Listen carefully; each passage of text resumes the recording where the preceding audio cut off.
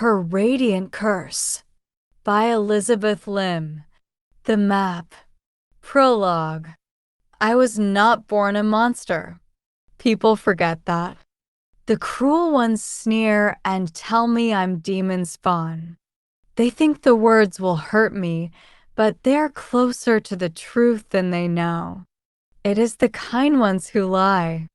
You have a good heart, like your sister, they say in their pitying tones. Deep down, you are beautiful, like your sister. I am nothing like my sister. Across the islands, her birth is a legend. Many come from near and far for a glimpse of her beauty, and our neighbors have made good coin telling her tale, how on a moonbow night 17 years ago, my father faced a terrible choice to save his wife, who lay dying on a moth-ridden cot, or his newborn daughter, whose pink cheeks, silken curls, and divine glow had already enraptured everyone who saw her. Ada chose his wife. He snatched my sister from the midwife's arms and ran into the jungle to sacrifice her to Angma, the demon witch. There, on a flat rock beside a crooked tree, he left my sister to die.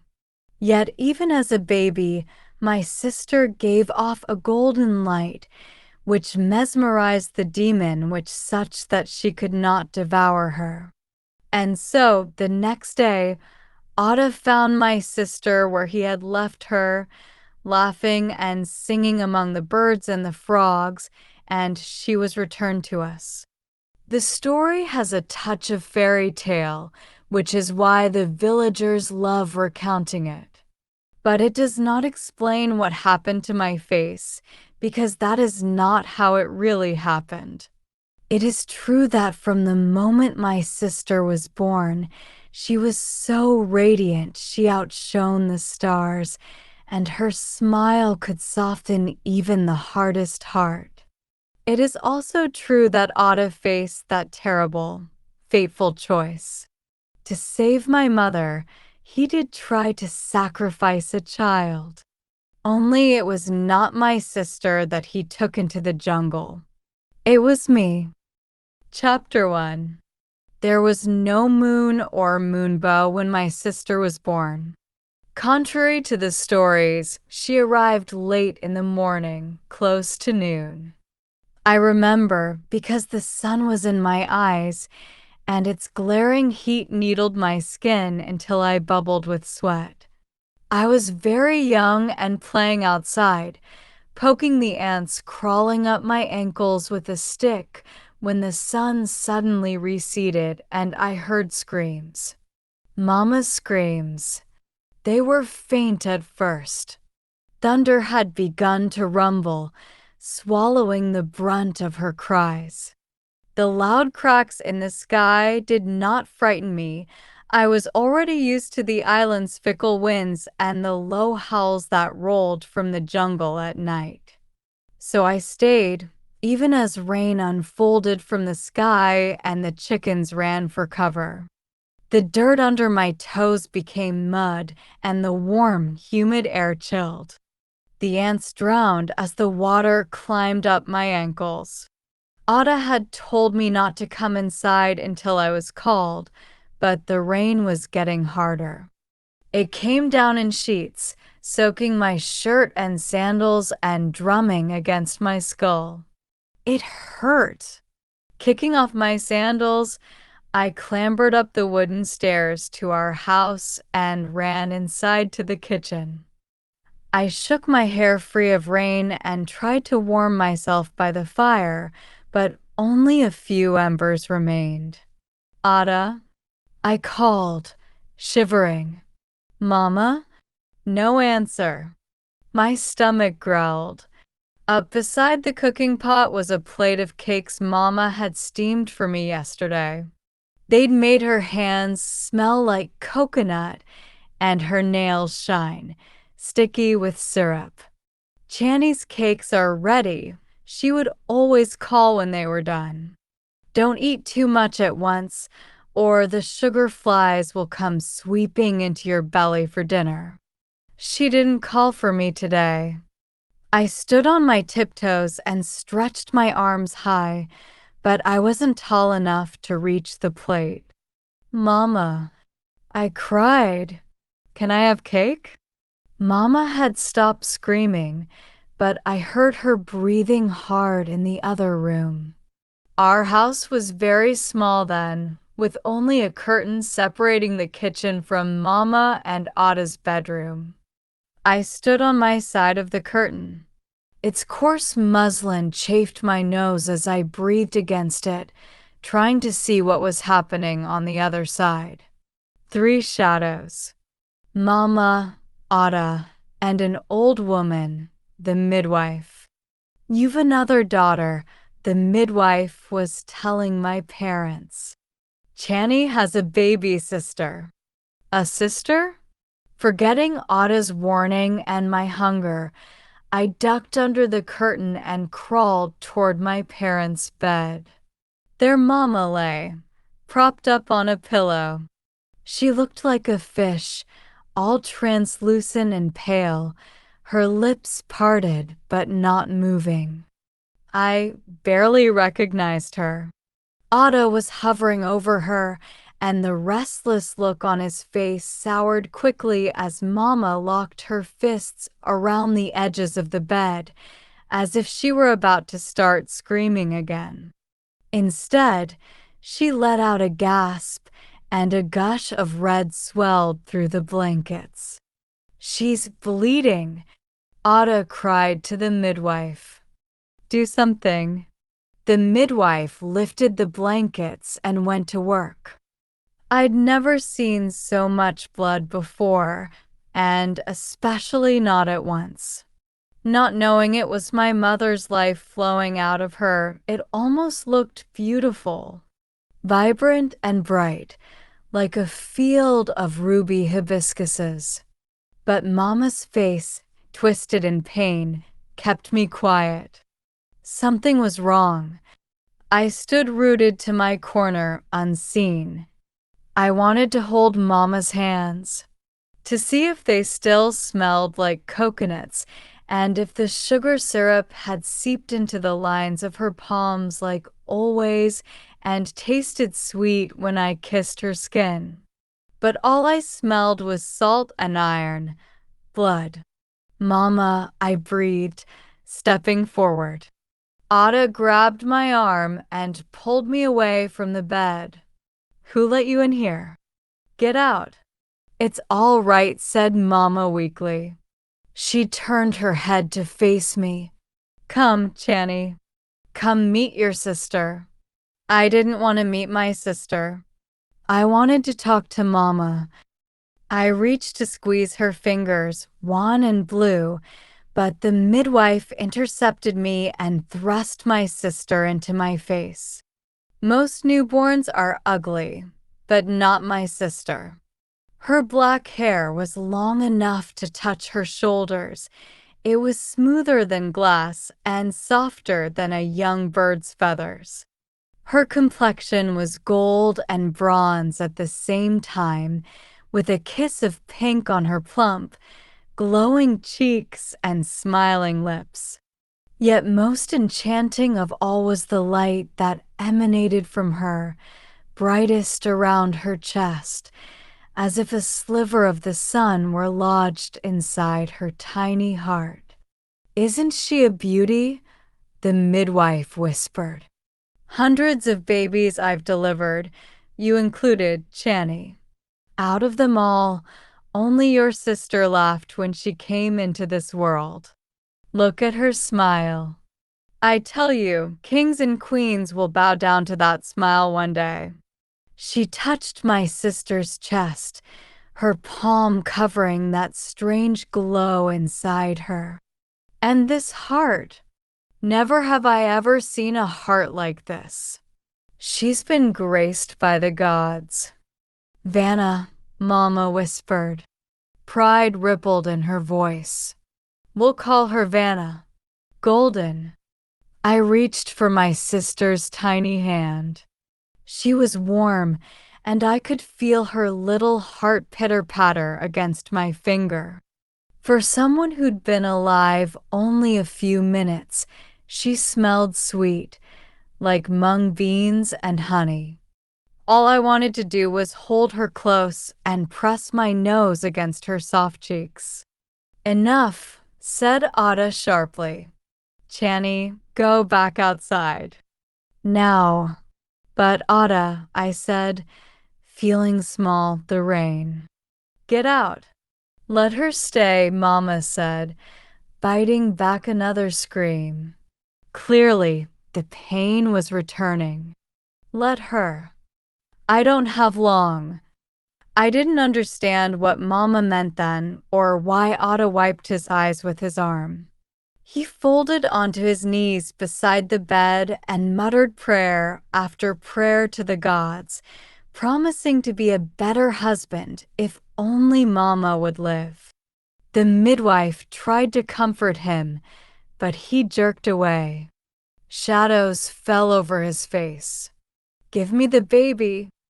His look frightened me more than Mama's screams. I'd never felt much for my father. He was always working in the rice paddies while Mama took care of me. But he'd never been cruel. He loved my mother, and I thought he loved me too. This was the first time I'd heard him speak so sharply, with an edge that bit. The midwife noticed too. "Kwan, let's not be rash. I'll take care of your wife. You go to the temple and pray." My father would not listen. He seized my sister, and alarm flared in Mama's tired eyes. "Kwan," she rasped. "Stop." Against Ada's wide, hulking frame, Vanna looked no bigger than a mouse. But my sister must have cast the same spell over my father that she had cast over me, for once he cradled her in his arms, she began to glow, brighter than before. It was like magic the way Ada softened. He stroked her hair, black as obsidian. He kissed her cheeks, pink like her lily-bud lips. He stared in awe at her skin, which shone gold like the sun. Then his shoulders fell, and he gave her back to the midwife. "Feed her." Mama wheezed with relief. "Come, Channy. Mama will hold you." Before I could go to her, Ada snatched me up, hooking a strong arm around my waist. He threw me over his shoulder, so hard that I gasped instead of screamed. In 3 long strides, we were out of the house, and quickly the midwife's shouts faded behind us, consumed by the rain and thunder. He ran through the thick of the jungle. I kicked and shouted, "Ada, stop." Fear spiked in my heart. I did not know where he was taking me, and Mama wasn't coming after us. The rain had grown stronger, and it battered my face with such force I thought I might drown from it. I beat at Ada's back with my small fists, but this only irritated him. His grip tightened as he continued running. In the jungle, the rain weakened. All I could see were flashes of green and brown.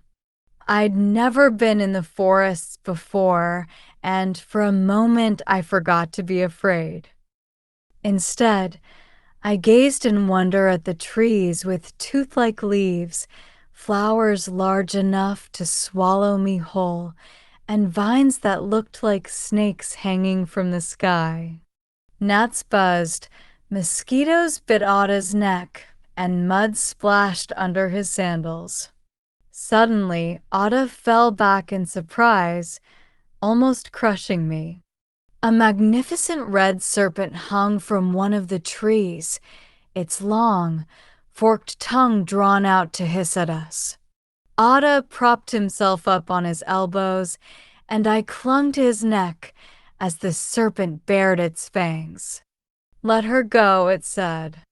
Ada did not seem to understand. He got up, grabbing me by the waist so tightly I let out a little gasp and shuffled away from the creature. The serpent followed. It did not speak again. Instead, it wrapped its body around my father's ankle. Ada screamed and kicked his foot frantically, almost dropping me as he struggled. He grabbed a fallen branch and started beating the snake. "Don't hurt it," I squealed. "Ada." Freed from the serpent, my father ran faster than before, pounding deeper into the jungle. The rain had ended.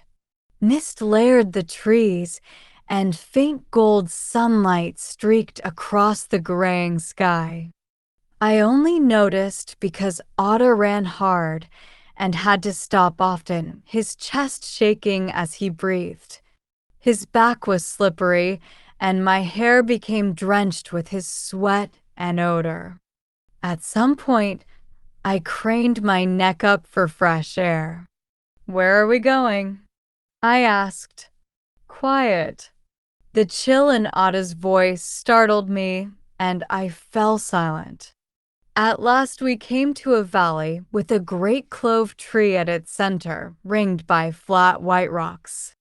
Elsewhere in the jungle, trees wrestled for space, their branches snarling against one another for a mere brush of the sun's nurturing light. But this crooked tree was alone.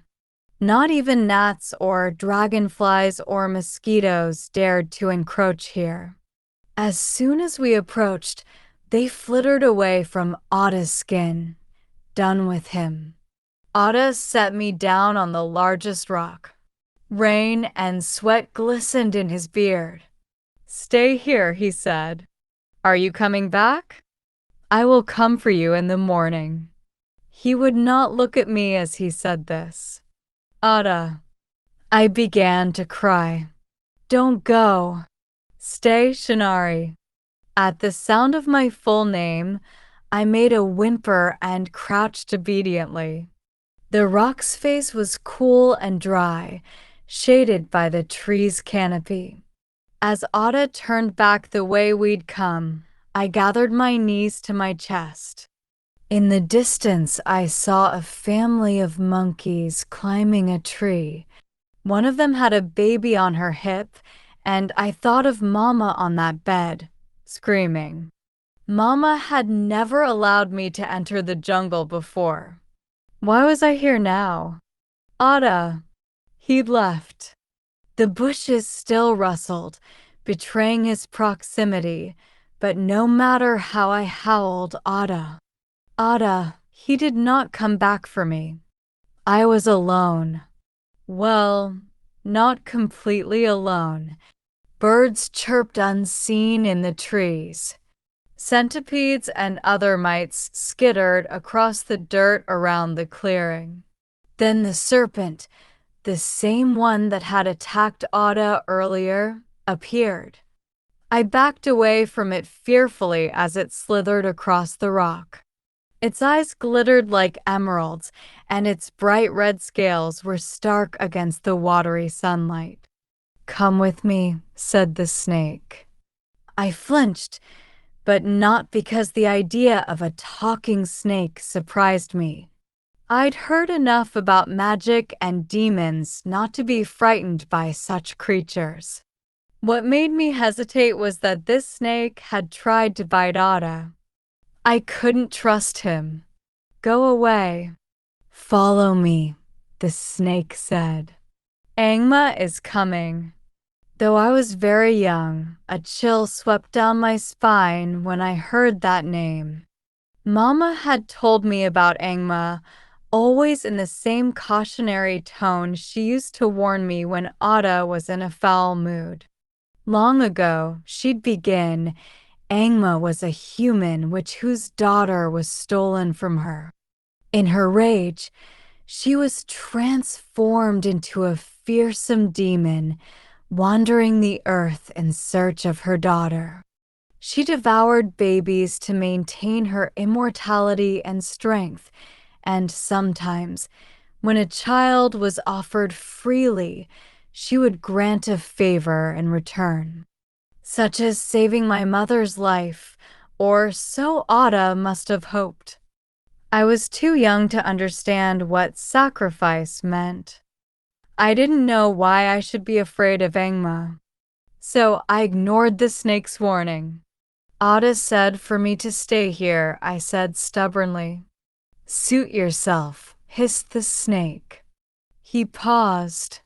Just don't look into her eyes. He slid off the rock and disappeared.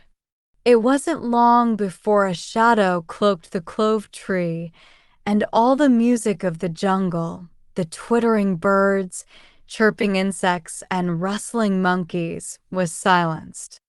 I looked around me. A shadow darted from behind one of the bushes. Ada, I called out again. I climbed off the rock, digging my toes into the moist dirt. Tiny pebbles pricked my feet. If only I hadn't kicked off my sandals at home. Ada. A beast purred behind me, and I whirled around. A tiger. She moved languidly, knowing I was trapped. Even if I tried to run, she would catch up in fewer than 5 paces. Her powerful legs were longer than my entire body, and her fur was copper, like the statues at the Temple of Dawn, streaked with bolts of black. There was something odd about this tiger. I had never seen one in real life before, but I had seen the sculptures in the village, the paintings and scrolls hanging in the temple. I had seen the pelts that hunters brought back to the village to sell, and they looked nothing like this tiger's. It wasn't just that the tiger breathed smoke from her nostrils, or that she had sharp ivory tusks like an elephant and a sheath of ancient white hair that cascaded down her striped back. It was the glow of her fur, both dark and radiant at the same time, like shadows burning under moonlight. It made me feel cold. So, rasped the tiger. Her voice was low and guttural. It reverberated against the dirt beneath me and nearly made me jump. Your father has left you to me. Shadows swelled from wherever the tiger moved, enveloping me as she drew close. She smelled strong, though I could not recognize the scent. It was not of the trees or flowers or anything I had experienced before. A spice, maybe? My eyelids grew heavy. You're a bit old, the tiger continued, sniffing me. Your father was supposed to bring your sister. The baby. Her shadow eclipsed me. The pretty one. I rubbed my eyes, awash in sleepiness. My fear of the tiger gone, I glanced at the stone before me. Flat and smooth, perfect for taking a short nap. The tiger roared. Look at me, child. Where's your sister? I stared stubbornly at the ground. I hadn't paid attention to the snake's warning to run, but his warning not to look into the tiger's eyes made sense. I disliked the way she was yelling. When Ada yelled this way, he would strike me as soon as I glanced up. The tiger was so close now, the air quavered with her breath. She exhaled on me, a cloud of black curling smoke. Look at me, she said again as I coughed. Look at me, or I swear I will break your neck. Slowly, I lifted my gaze to meet hers. Her whiskers were taut and sleek, bone white against her black-striped cheeks. Her eyes were the most vivid yellow I'd ever seen. Like the turmeric powder Mama made me eat when my stomach hurt, but which only made it hurt more. Blood trickled out of my nostrils, and I could not move. In the tiger's eyes, my reflection showed a streak of my hair whitening at my temple. The blood from my nose turned black. My knees buckled in fear, and behind me the snake darted out of his hiding place. He was a flicker of red, so quick I barely saw him glide toward me. He flashed his fangs, and for an instant I thought he was going to attack the tiger. Instead, he bit me on the ankle. His fangs sank into my flesh, into my muscle and bone. I let out a gruesome howl, one I barely recognized as coming from my lungs. All of me quaked, and hot bursts of searing pain ripped across my flesh as if I'd been lit afire. The snake retracted his fangs, and the pain abated slightly. A wave of cold swept over me. Sweat still dribbled down my temples, but now I shivered. I'd forgotten about the tiger. She leaned forward, laying one sharp claw on the rock, and growled at the snake. "What are you doing here?" The snake slid forward, creating a barrier between the tiger and me. He flared his hood. "Leave her alone. She isn't the child you've been waiting for. What does it matter to you whether I eat her or not? Move aside." "Mother Angma," the snake said respectfully, "I would advise you to let this child go. Her blood is worth nothing to you now." The snake gestured to my ankle with his tongue. Already a painful lump had formed, and strange green streaks limned my veins. Great Gada, it hurt! The tiger let out a furious growl. She whipped her tail at the snake, catching him and flinging him into the bushes. Then she whirled back to me, ready to unleash her fury. But as she watched me trying to limp out of the clearing, her anger vanished. She blocked me from leaving. Poor girl. You think he has saved you, don't you? No. I didn't think anything other than how my leg hurt, how the world was spinning, and how I wanted to go home. How I missed Mama. I tried to run past the tiger. A bad idea. She pressed a paw to my chest, her yellow eyes swirling with lurid enchantment. "The Serpent King has poisoned your blood," she said viciously, "and so I shall curse your face. You will never look at it without feeling pain." Strange that in the moment that should come to define me, I felt so little. Only a tingle across my face, then a thick, suffocating pressure that rose to my neck, as if there were an invisible string cutting off my breath. Then nothing. Nothing but a premonitory shiver that tracked down my spine as shadows spun beneath the tiger's fur and her eyes changed. They were still yellow, still mesmerizing, but her pupils had gone from black to a bright and violent red. Like blood. "Bring your sister to me before her 17th birthday," she said in a quiet, lethal tone, "and I will undo my curse. If not, I will come for you both, and you will wish you had died." Then, with one great leap, she bounded into the jungle. She was gone. It felt a long time before the snake slithered back into view. Everything was blurry, but in the dense mess of green, I could easily make out his red scales and glittering eyes. I didn't care if the tiger had wounded him, or what curse had befallen me. "You hurt me," I accused. "I had to bite you," replied the snake. "Otherwise, Angma would have devoured you. But now my poison runs through your blood. If she tries again to eat you, it will harm her." I didn't like his reasoning. When I touched my ankle, the green streaks transferred onto my fingers.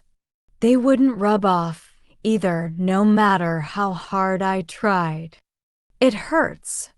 The pain will go away," the snake said, sounding apologetic. He paused. His mouth stayed open, and though I did not know how snakes spoke, I got the sense he wanted to say more. Instead, he asked, "What's your name, little one?" "Chani," I whispered. "Shinari." If a snake could smile, this one did. His mouth curved as he flicked out his thin, forked tongue. Moon-faced. Mama and Ada had named me Shinari because I was born under a full moon, and when I arrived my eyes were wide and open, catching its silver light. But I wasn't about to tell that to a stranger. A snake, no less. "What's your name?" I asked. His smile faded. Only then did I see the claw marks on his scales, raw and pink in the jaundiced sunlight. Many years later, I would learn that when a snake dies, he can see the future for a brief instant. And that this snake, who had sacrificed his life to protect me, was the king among his kind. "My name doesn't matter," he said. "For you, you need Haksa. Say his name. Hak, Hak, Zu. Remember it. He'll come looking for you one day when you are older." Before my eyes, the snake's skin turned white, his scales becoming like tiny sea pearls studded along his body. His head was still lifted while the rest of his body curled, slowly shriveling and going limp. "You'll need him." "Why?" "One sister must fall for the other to rise," he replied, so softly that I almost didn't hear. He folded his head into the center of his coiled body, eyes closing. "Sleep now." I didn't want to, but the poison in my blood gave me no choice. Already my head felt leaden, and as the ground spun faster and faster, I had to cover my face. My leg tingled until I could no longer feel it, and the numbness swept up from my ankle to my brow. "Sleep," the Serpent King whispered one last time. Then he too slept. Except unlike me, he would not wake up. When I awoke, I was home, nestled in my little bed by the cooking pot. I lifted my head. The throbbing pain in my arms and legs was gone, replaced by a numbing sensation behind my cheeks, but even that was fading. I crawled up to Mama's bedside. In her arms, little Vanna was asleep. The pretty one, I remembered. Mama stirred. When she saw me, she let out a small gasp. Fear leapt into her eyes and made her voice shake. "CHCH, Chani, what happened to your face?" I blinked, confused. "Is it dirty, Mama?" "No. No." Mama swallowed. I tried to see my face in her pupils, but it was dark. The sun had fallen, and we were too poor to burn candles at night. When she spoke again, she was calmer. "Never mind your face. Come." She cupped my cheek in her cold, sallow hand. I held it close, feeling how weak she was, how brittle her fingers were against my skin. I snuggled beside her. Her pulse was so faint I had to press my ear to her chest to hear it. I glanced over at Vanna, still sleeping peacefully, still glowing, though the light was softer than it had been earlier when she'd just been born. A tinge of envy washed over me, imagining that I'd have to share Mama in the future. But then Vanna opened her eyes. She smiled at me, reaching out her tiny fingers to touch my cheeks. "Look there," Mama whispered. Vanna opened her eyes. "For you." I was the first person or thing she ever saw. Vanna laughed then, an adorable little giggle that made my heart flutter. That was the moment I fell in love with my sister, the moment I swore I wouldn't let the demon witch take her. "Not ever. Will you promise to watch over her, Channy?" Mama asked. "To protect her always?" I almost jumped. Had Mama read my mind? "Yes, I promise."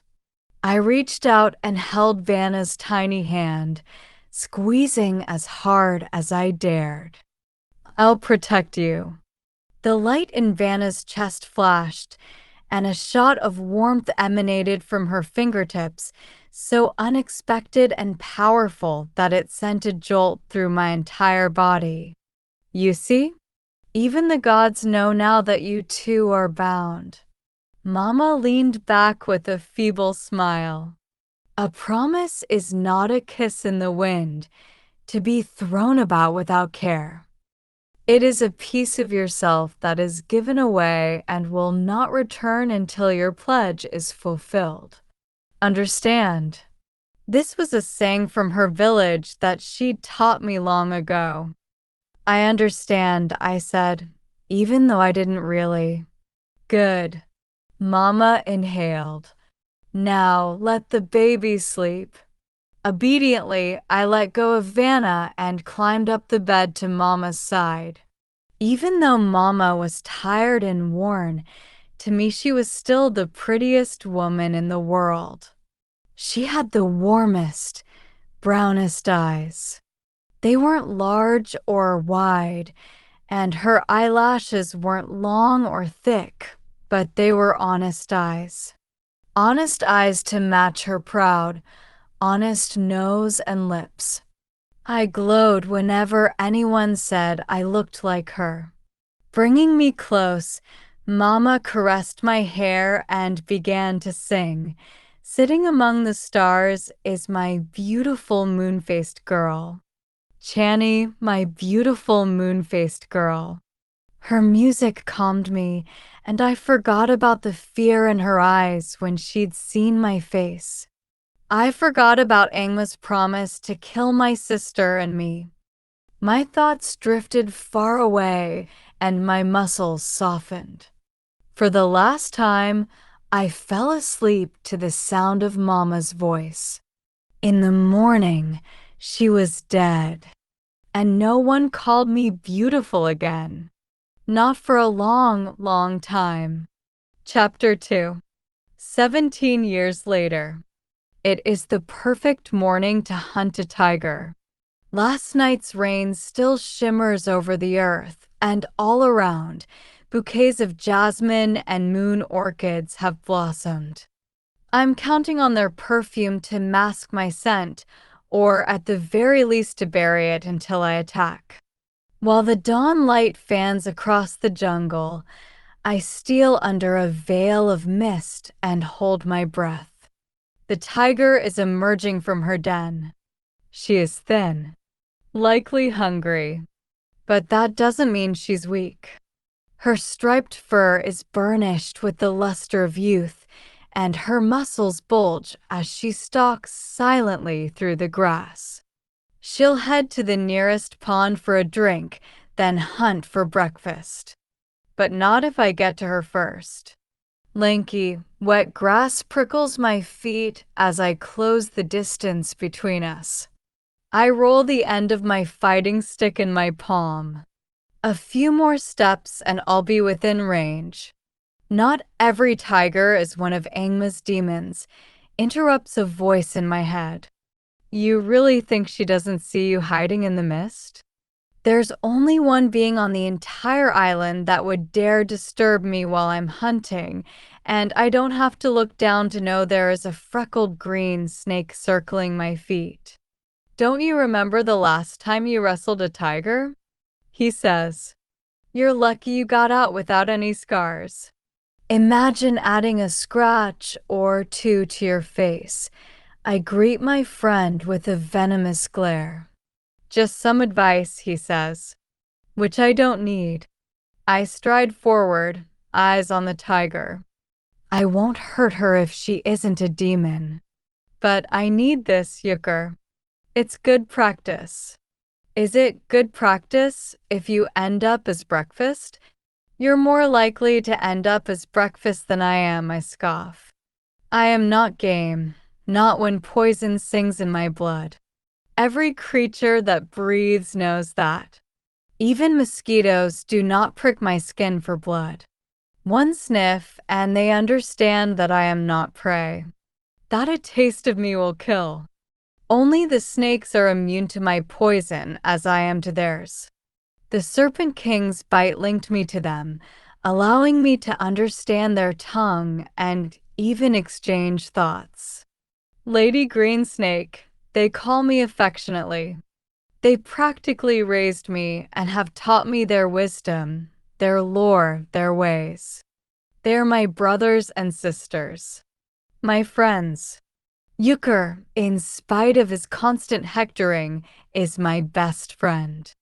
I thought you said you weren't coming into the jungle today, he remarks. Leave me alone. I'm trying to concentrate. Keeping to the bushes, I crouch low and creep closer to my target. I've been waiting all summer to find a tiger, and I am not about to let her get away. Yucker follows me, making an annoying crackling sound as he slithers over some wet ferns. I glare at him again. The snake glares back, tail shaking. Give it up. If that tiger were Angma, she wouldn't be rambling around the pool, passing wind every few paces to make her mark. You've searched every leaf in this jungle for the demon witch. She isn't here. Ignoring Yucker, I quicken my pace, taking a series of calculated steps forward. Not a twig snaps, and the leaves whistle like they're being played by the wind. I've grown into a spry and bony thing, with wide-set eyes and sloped shoulders far stronger than they look. I'm reedy enough to disappear behind the trunk of a teak tree and limber enough to climb it without rope. If not for my face, I'd look as plain as any girl of 19. But there is always my face. My face with its green-brown scales, which Otto forces me to cover with a mask whenever I am home.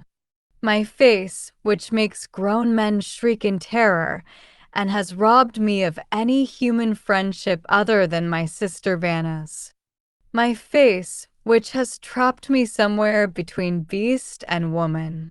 Right now, my face has its advantages.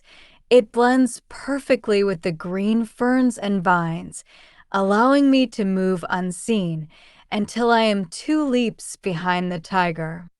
She has reached the watering hole, a crystalline pond in which I can see spotted frogs swimming. She bends, majestically tucking her legs behind her, and lowers her head for a drink. She is a magnificent creature. No horns, no white hair, no reek of cold wickedness about her. But the way of demons is to deceive, and the most formidable ones can take on the shape of nearly any beast. So no matter how sure I am, I will not know for certain if she is Angma until I see her eyes. I ready the stick in my hand. Keep your gaze up, Channy. Always up. The reminder has nothing to do with the possibility that the tiger might have Angma's demon eyes. It's to avoid the water. I advance toward the pond. It's ironic that the villagers forbid children from entering the jungle to protect them from tigers, so they play by the sea, splashing and swimming with the colorful fish and tortoises. But I would rather face 1,000 tigers than the monster that is my reflection. To see that instead of the girl I should have been, one with black braids, brown eyes, a soft nose, and full lips. I thought the pain would ease over the years, but it hasn't. It's only become more deeply entrenched, stitched into my very soul. I suck in a breath. Luckily, I've gotten good at not looking down. Enough of this, Channy, chides Euchre. You're going to get yourself killed. I scoop him up with my stick and toss him far from imminent danger. Without wasting a second, I leap out of the ferns and onto the tiger's back. She snarls with surprise. She's not used to being ambushed. I have only seconds before her shock turns into anger and then into brutal, tremendous strength. I cling to her torso, squeezing as hard as I can. Even though she isn't fully grown, she is easily twice my size. I feel her muscles ripple under her shoulders, her blood rushing under the heat of my cheek. She rises onto her hind legs and roars, making my ears ring. If I want to know the truth, I've no choice but to look down. Honey yellow eyes, dilated now from our fight, glare at me in the pool's reflection. They're flat and angry and dull, and their pupils are black. Guess she's not a demon after all, I realize as she flings me into the pool. My world shrinks and water beats against my eardrums. I flail for the surface. Gasping for air, I pull myself out with my stick and clamber for the bank. I don't get far. Sharp teeth snap at my neck. I duck, and the tiger's jaws clamp down around my fighting stick instead. Its pieces blow past my shoulder while I dart left, narrowly evading the next strike. The tiger's fast, but I know how to move, thanks to years of chasing monkeys trying to filch cakes from my pockets, years of rooting rat and spider demons out of their caves, years of evading the hard thwacks of Atta's cane. Before she can pounce on me again, I let out my fiercest cry. She throws her head back and snorts. I'm not done yet, I say through my teeth. Then, retrieving my knife, I slash my palm and hold it before her. Her claws retract. She snarls, but ceases her taunting. As the blood pools around the gash, the scent of its poison is magnified 1,000-fold. The tiger knows it is more lethal than any sword. Our fight fizzles into a stare down. The tiger circles me, but my eyes never leave hers. I don't even dare blink. I hold my hand up, letting the blood trickle down my forearm onto the dirt. Finally, she roars. A deafening, wrathful roar that I surely deserve. Then she runs off into the jungle, disappearing into the mist. Once she's gone, I practically collapse. My heart thunders in my ears, which are still ringing from the tiger's roar.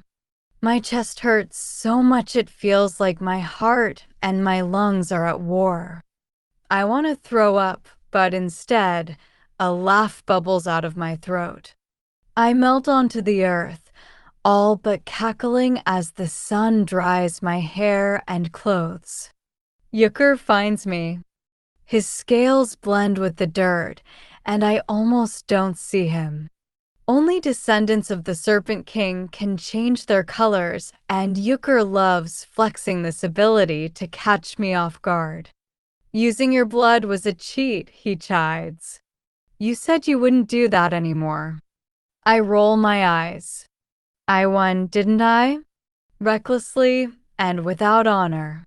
Demons don't have honor. Not all demons are the same. I shrug. I'm alive. I needed the practice.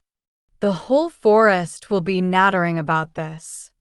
There's a code, you know. Already some of us don't like that you've been given free reign of the island. You shouldn't be picking fights.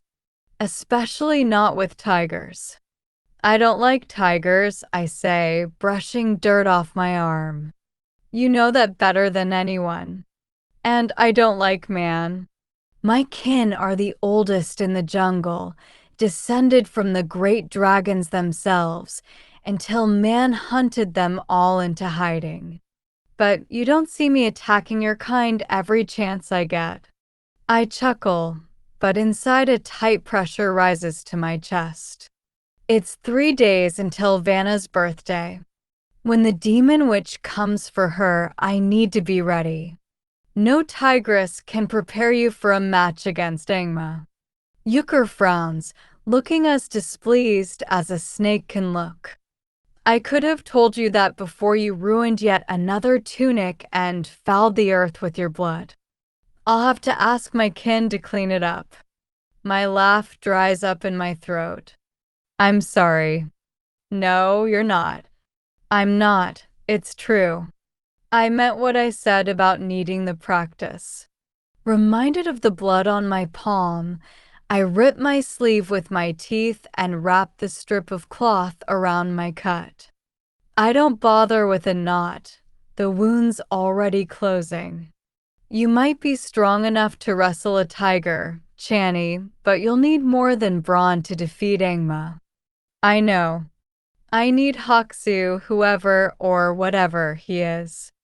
All these years I've searched, I've never found a trace of him. Was that the last tiger in the jungle? I ask, shaking away my thoughts.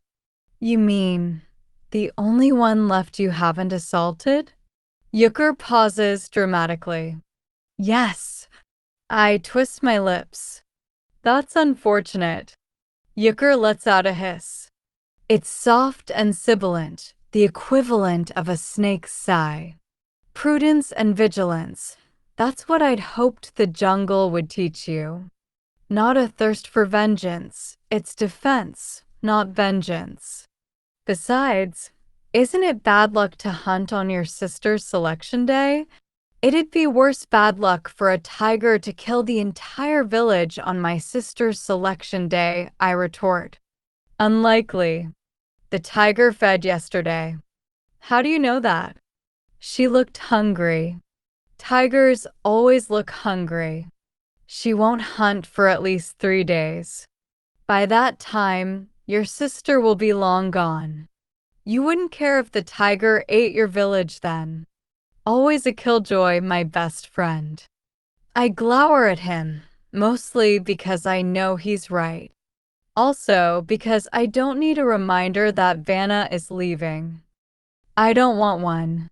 Heed the lesson and go home. Your father will be wondering where you are. Especially today. This is my home. You know what I mean. I grit my teeth. Ada's house is not my home. The jungle is. It's here where I can fling off my mask and let the sun touch my cheeks, where I am surrounded by so much green that I can barely see the sky. Only here do I feel truly awake, truly alive, and truly free. Only here do I forget that I am a monster. Yucker does not heed my impassioned thoughts. The sky is already an hour stained with light. You'll be in trouble if he finds that you're gone. I'll get back in time to finish my chores. Besides, I'll be the last thing on Otto's mind this morning, what with Vanna being married off. I grimace. Auctioned off, though no one seems to want to call it that. I sweep tree branches aside angrily. I don't know which sickens me more, that a dozen kings are coming for the chance to make Vanna their concubine, or that Otto's been tinkering at his abacus all month, calculating how much he'll make by selling her off. Shouldn't you be with her then? Says Yucker. Instead of stirring up trouble in the jungle, the lump in my throat hardens.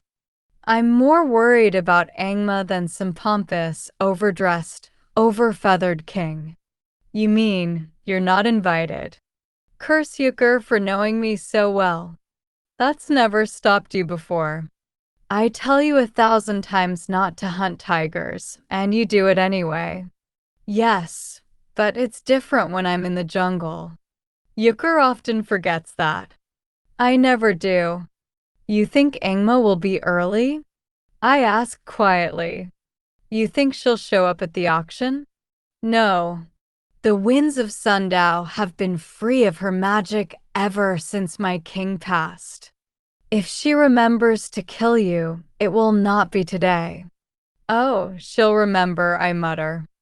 I touch my cheek, recalling Angma's promise to spare me and to lift the curse from my face if I give her my sister. I'd rather gut myself with my own nails than betray Vanna, but I can't help the deep yearning that knots itself in my chest. Before Euchre senses it, I drop a small kiss on his head. You're still not coming? I'll be there for you when you need me to fight Angma. But to watch your sister be paraded about like some prize to be won?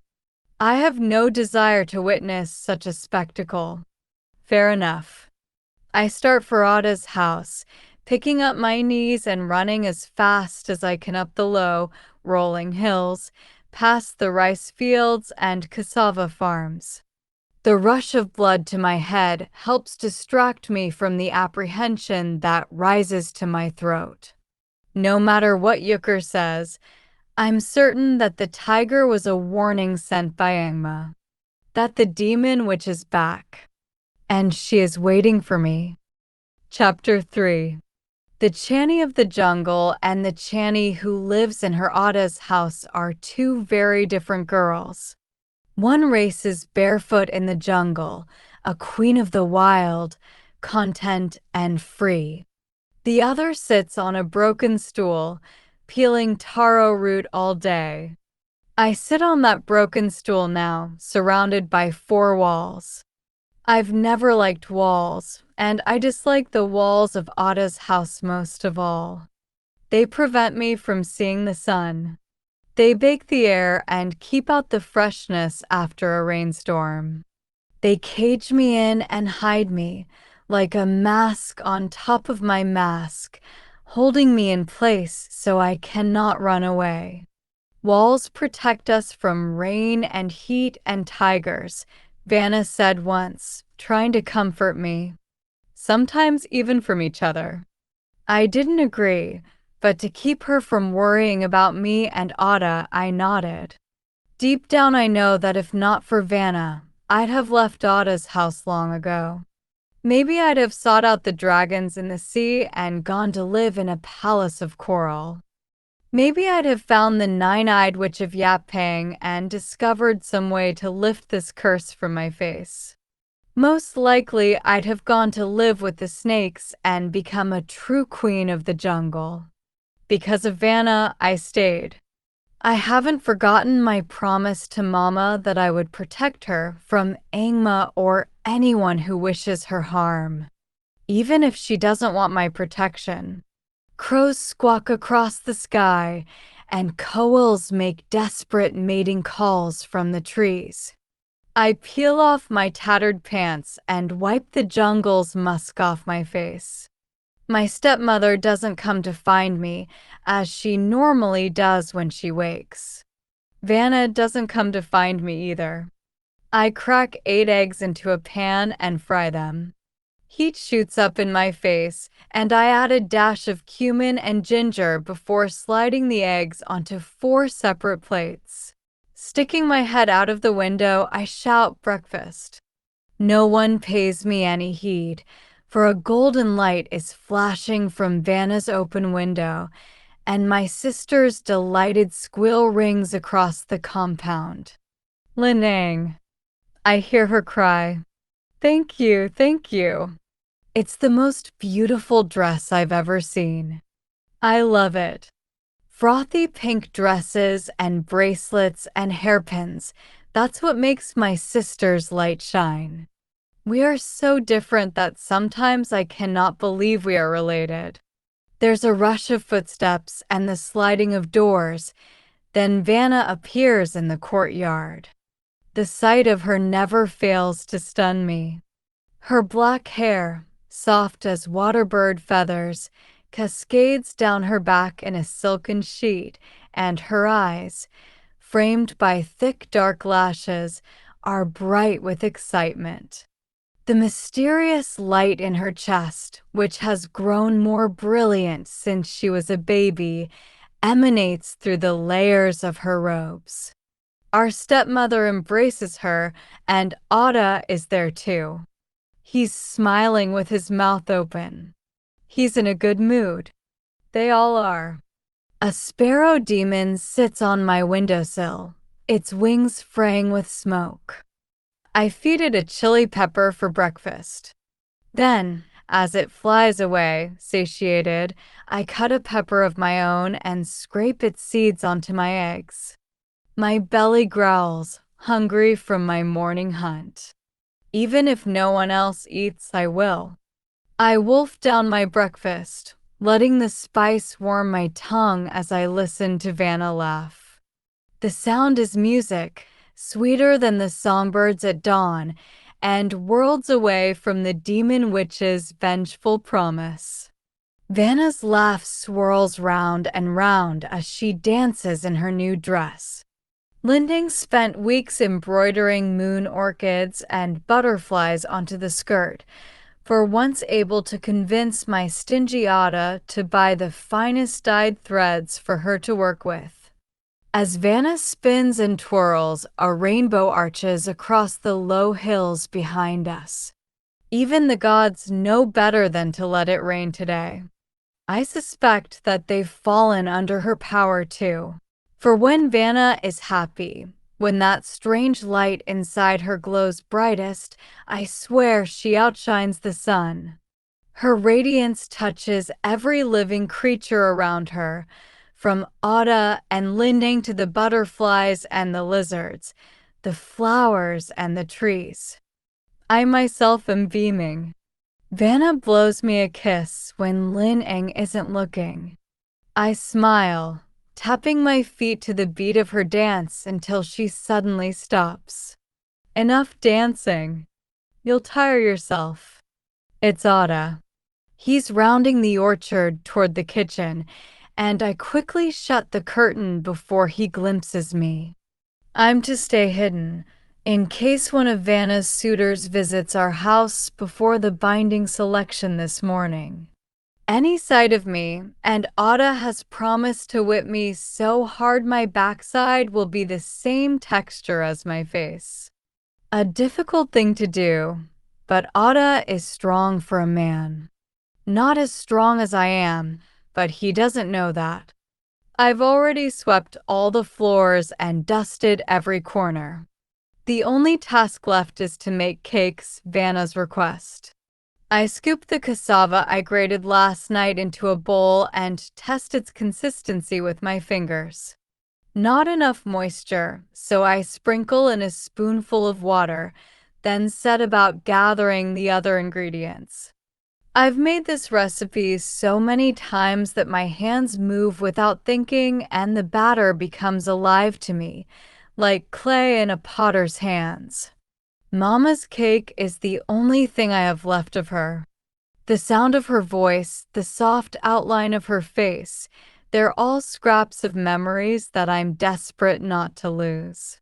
Sometimes I wish Vanna looked more like her, but my sister looks nothing like any woman who walks this earth. And neither do I. I'm going to get my veil, Ada, I hear Vanna say. I'll be right back. Her voice is high with excitement. She's a good actress, and I'm sure she's convinced the entire village that she's thrilled to be the center of something as demeaning and ridiculous as a binding selection. But she can't convince me.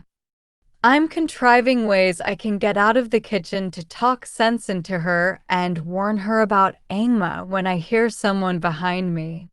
The footsteps are light and rhythmic with a bounce. I'd know them in my sleep. I don't turn around, even when I see the shadow of two outstretched arms reaching for my ribs. Instead, I speak. I thought you said you were going to look for your veil. Vanna groans. You have the hearing of a bat, and you have the cunning of a mule. I'm not falling for that trick again. I wasn't going to frighten you this time, just tickle you. My sister wiggles her fingers menacingly and reaches for my side. I evade her easily. I'm trying to work. How can you think about chores today of all days? Not everyone gets the morning off for your selection, I reply. Though I am shocked that you're awake. Usually you're snoring in your bed until noon. Vanna crosses her arms indignantly. I do not snore. Tell that to the crows on the roof. I turn to her, hiding a smile. They disagree. Not funny. Vanna pretends to be upset, but she can't help smiling too. Must you always be such a grouch? Yes. Vanna sticks out her tongue, and I let slip a tender smile. Specks of sugar dot her nose, and her black hair is tangled about her shoulders from spinning. I would not change anything about her but the light flaring from her heart. We still don't know what it is. Our shaman says she's blessed with the light of Gata, but he'd say anything to attract more coin to his temple. Part of me wonders whether it's the light that Angma covets. Why Vanna is special. You should come outside, says Vanna, unaware of my thoughts. You're always hiding in here. I have chores to do, unlike you. You requested cakes, remember. Can I have a taste? She tries to dip her finger into the batter, but I give her hand a light smack with my spoon. Not so fast. I still have to add pandan and coconut milk and white sesame, we say at the same time. Mama's mystery ingredient. It took me years to figure out what it was, and it's a secret only Vanna and I share. Will the cakes be finished soon? Vanna asks. Mother's waiting to braid my hair, and you know how she doesn't like me eating too many sweets. My smile vanishes, and I set down the mixing bowl with a thud. You're old enough to eat whatever you want. And Lintong's not our mother.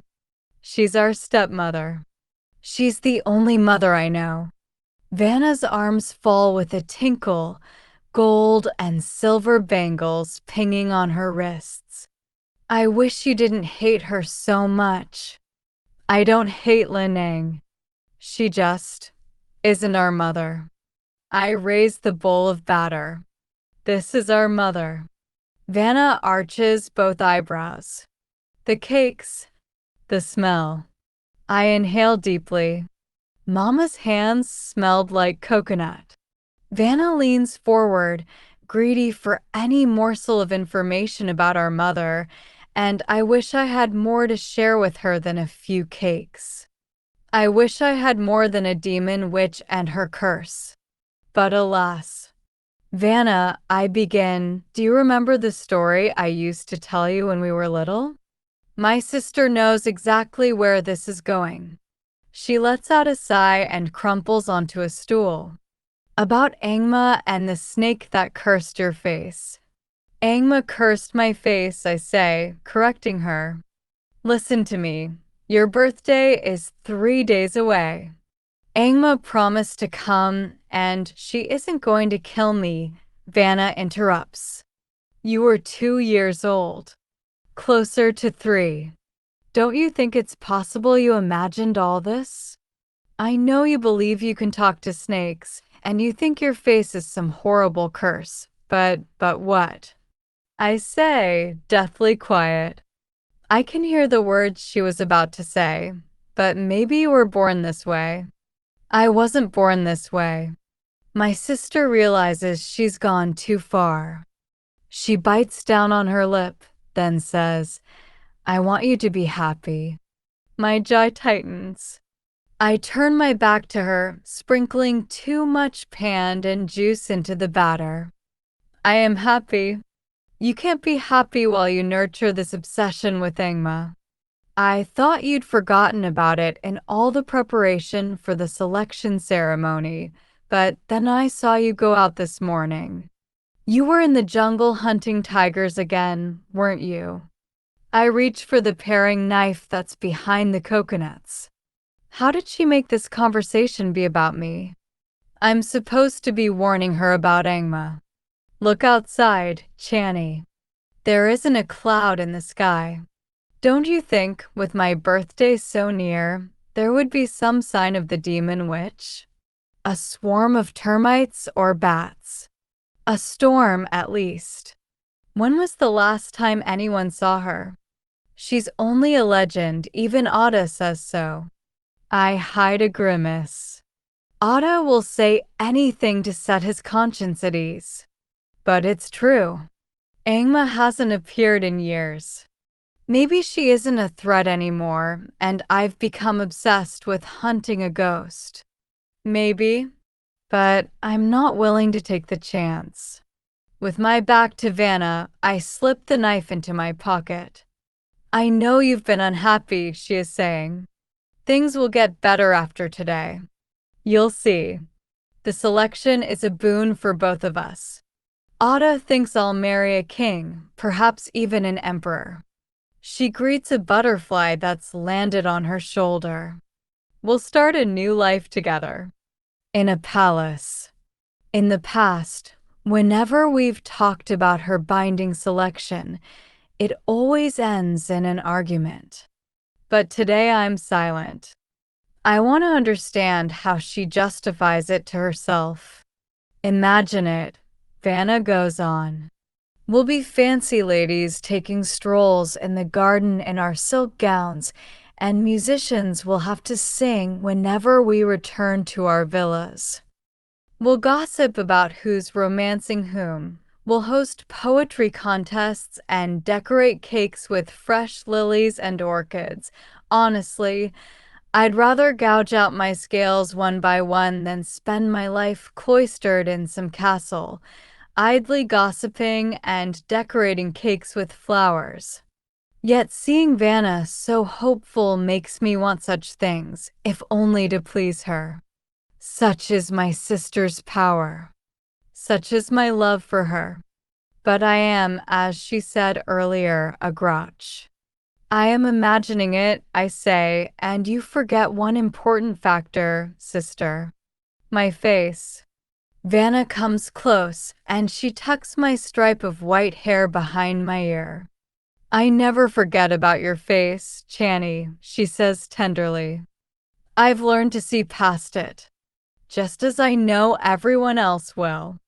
There's a firm press to her words, like she's determined to make this so.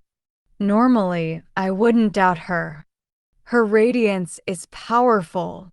When she learns to master its power, she might hold an entire army in her thrall. But she'll not be able to change a single mind about me. I know this because I am as monstrous as she is beautiful. Our power is equal in that way.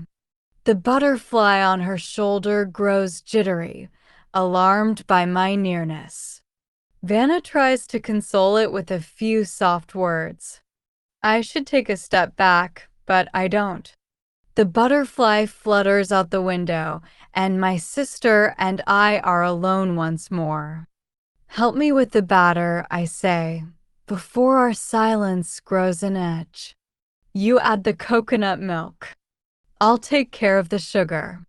While Vanna obeys, I reach for the small sack of sugar in the corner of the shelf. Sugar's expensive, but thanks to my sister, we have more than anyone else in Sundow.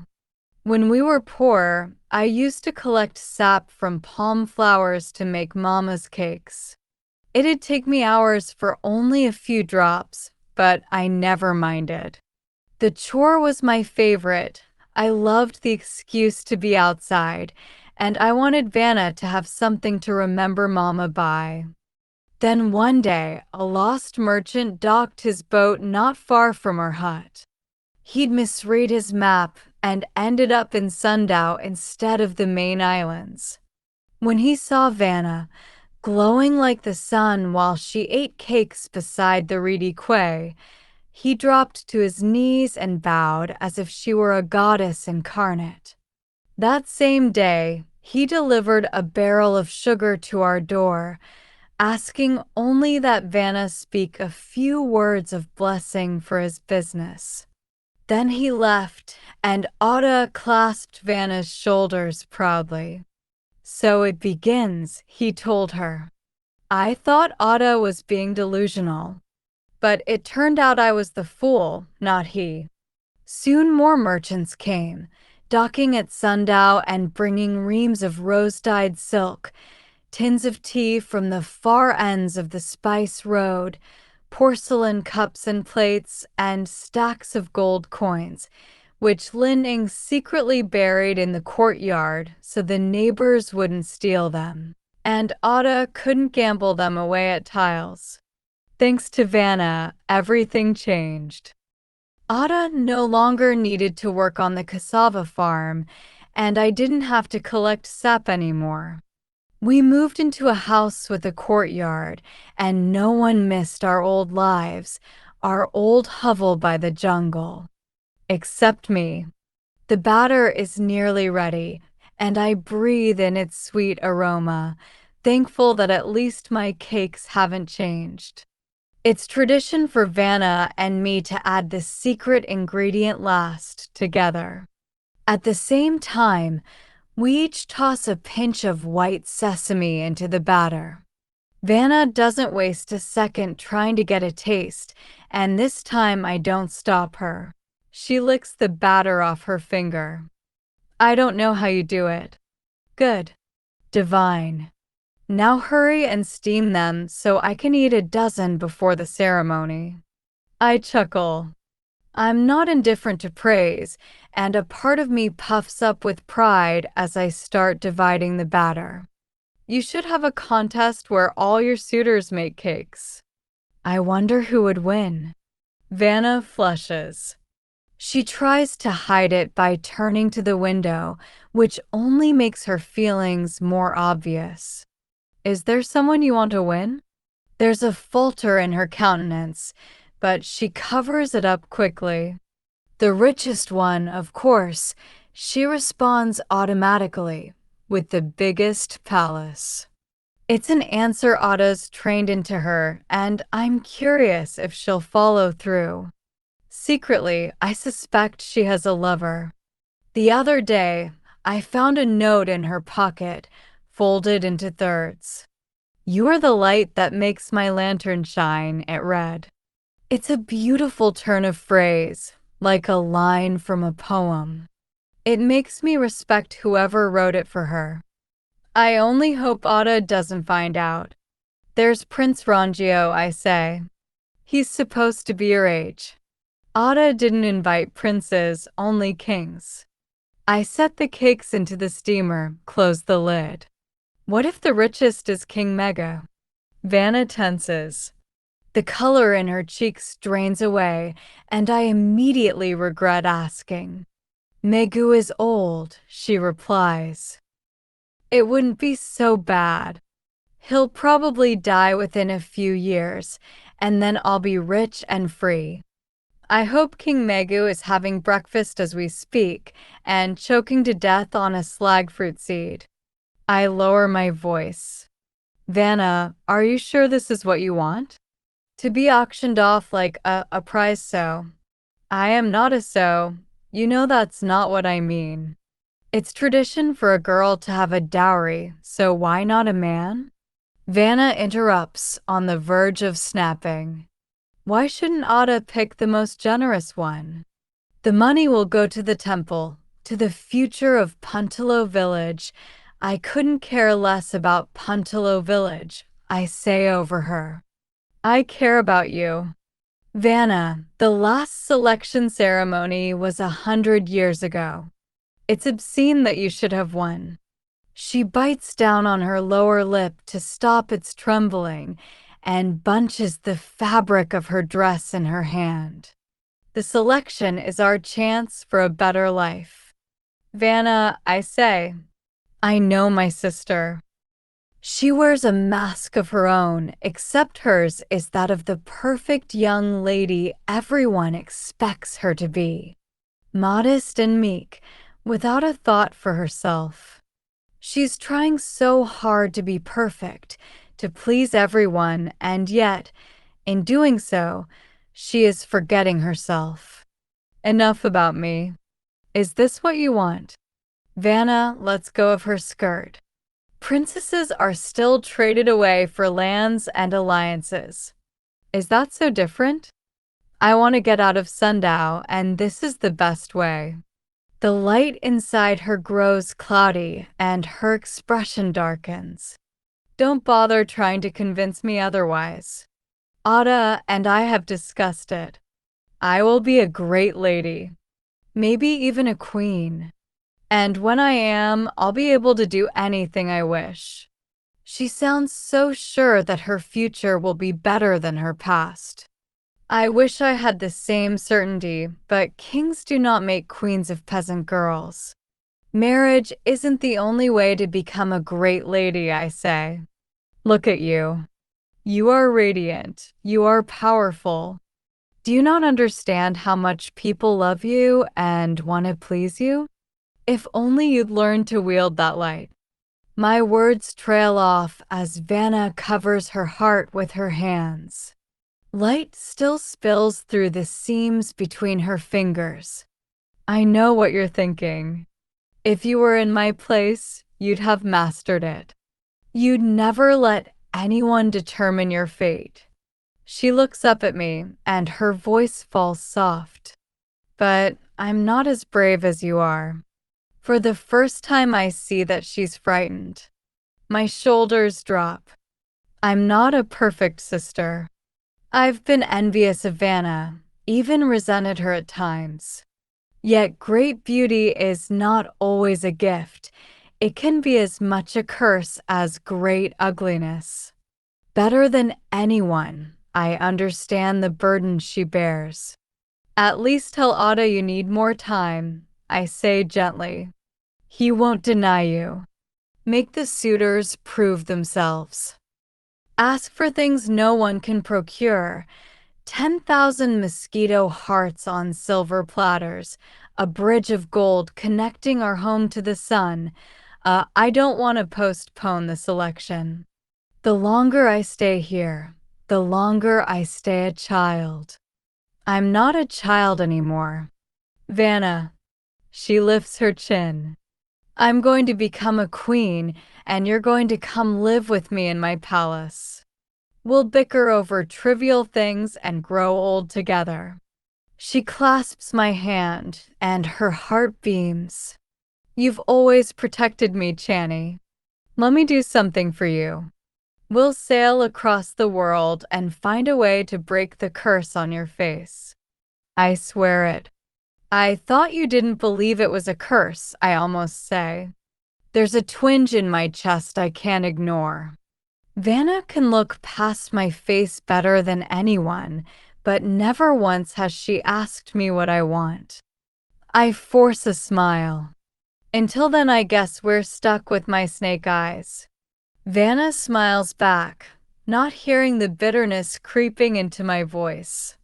They'll be useful in court. You can use them to mesmerize my enemies. I can't look her in the eye. If I had that power, I'd just make everyone forget I'm here. The light in Vanna's heart dies a little. She opens her mouth to say something cheering, but Ada calls for her from outside. Vanna, what's taking you so long?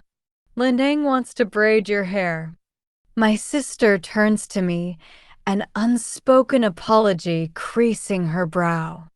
Save some cakes for me and then get changed. Please? We're going soon."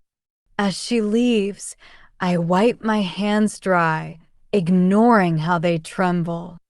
When the cakes are ready, I set a dozen aside for Vanna, 2 for me, and 3 on a clay plate.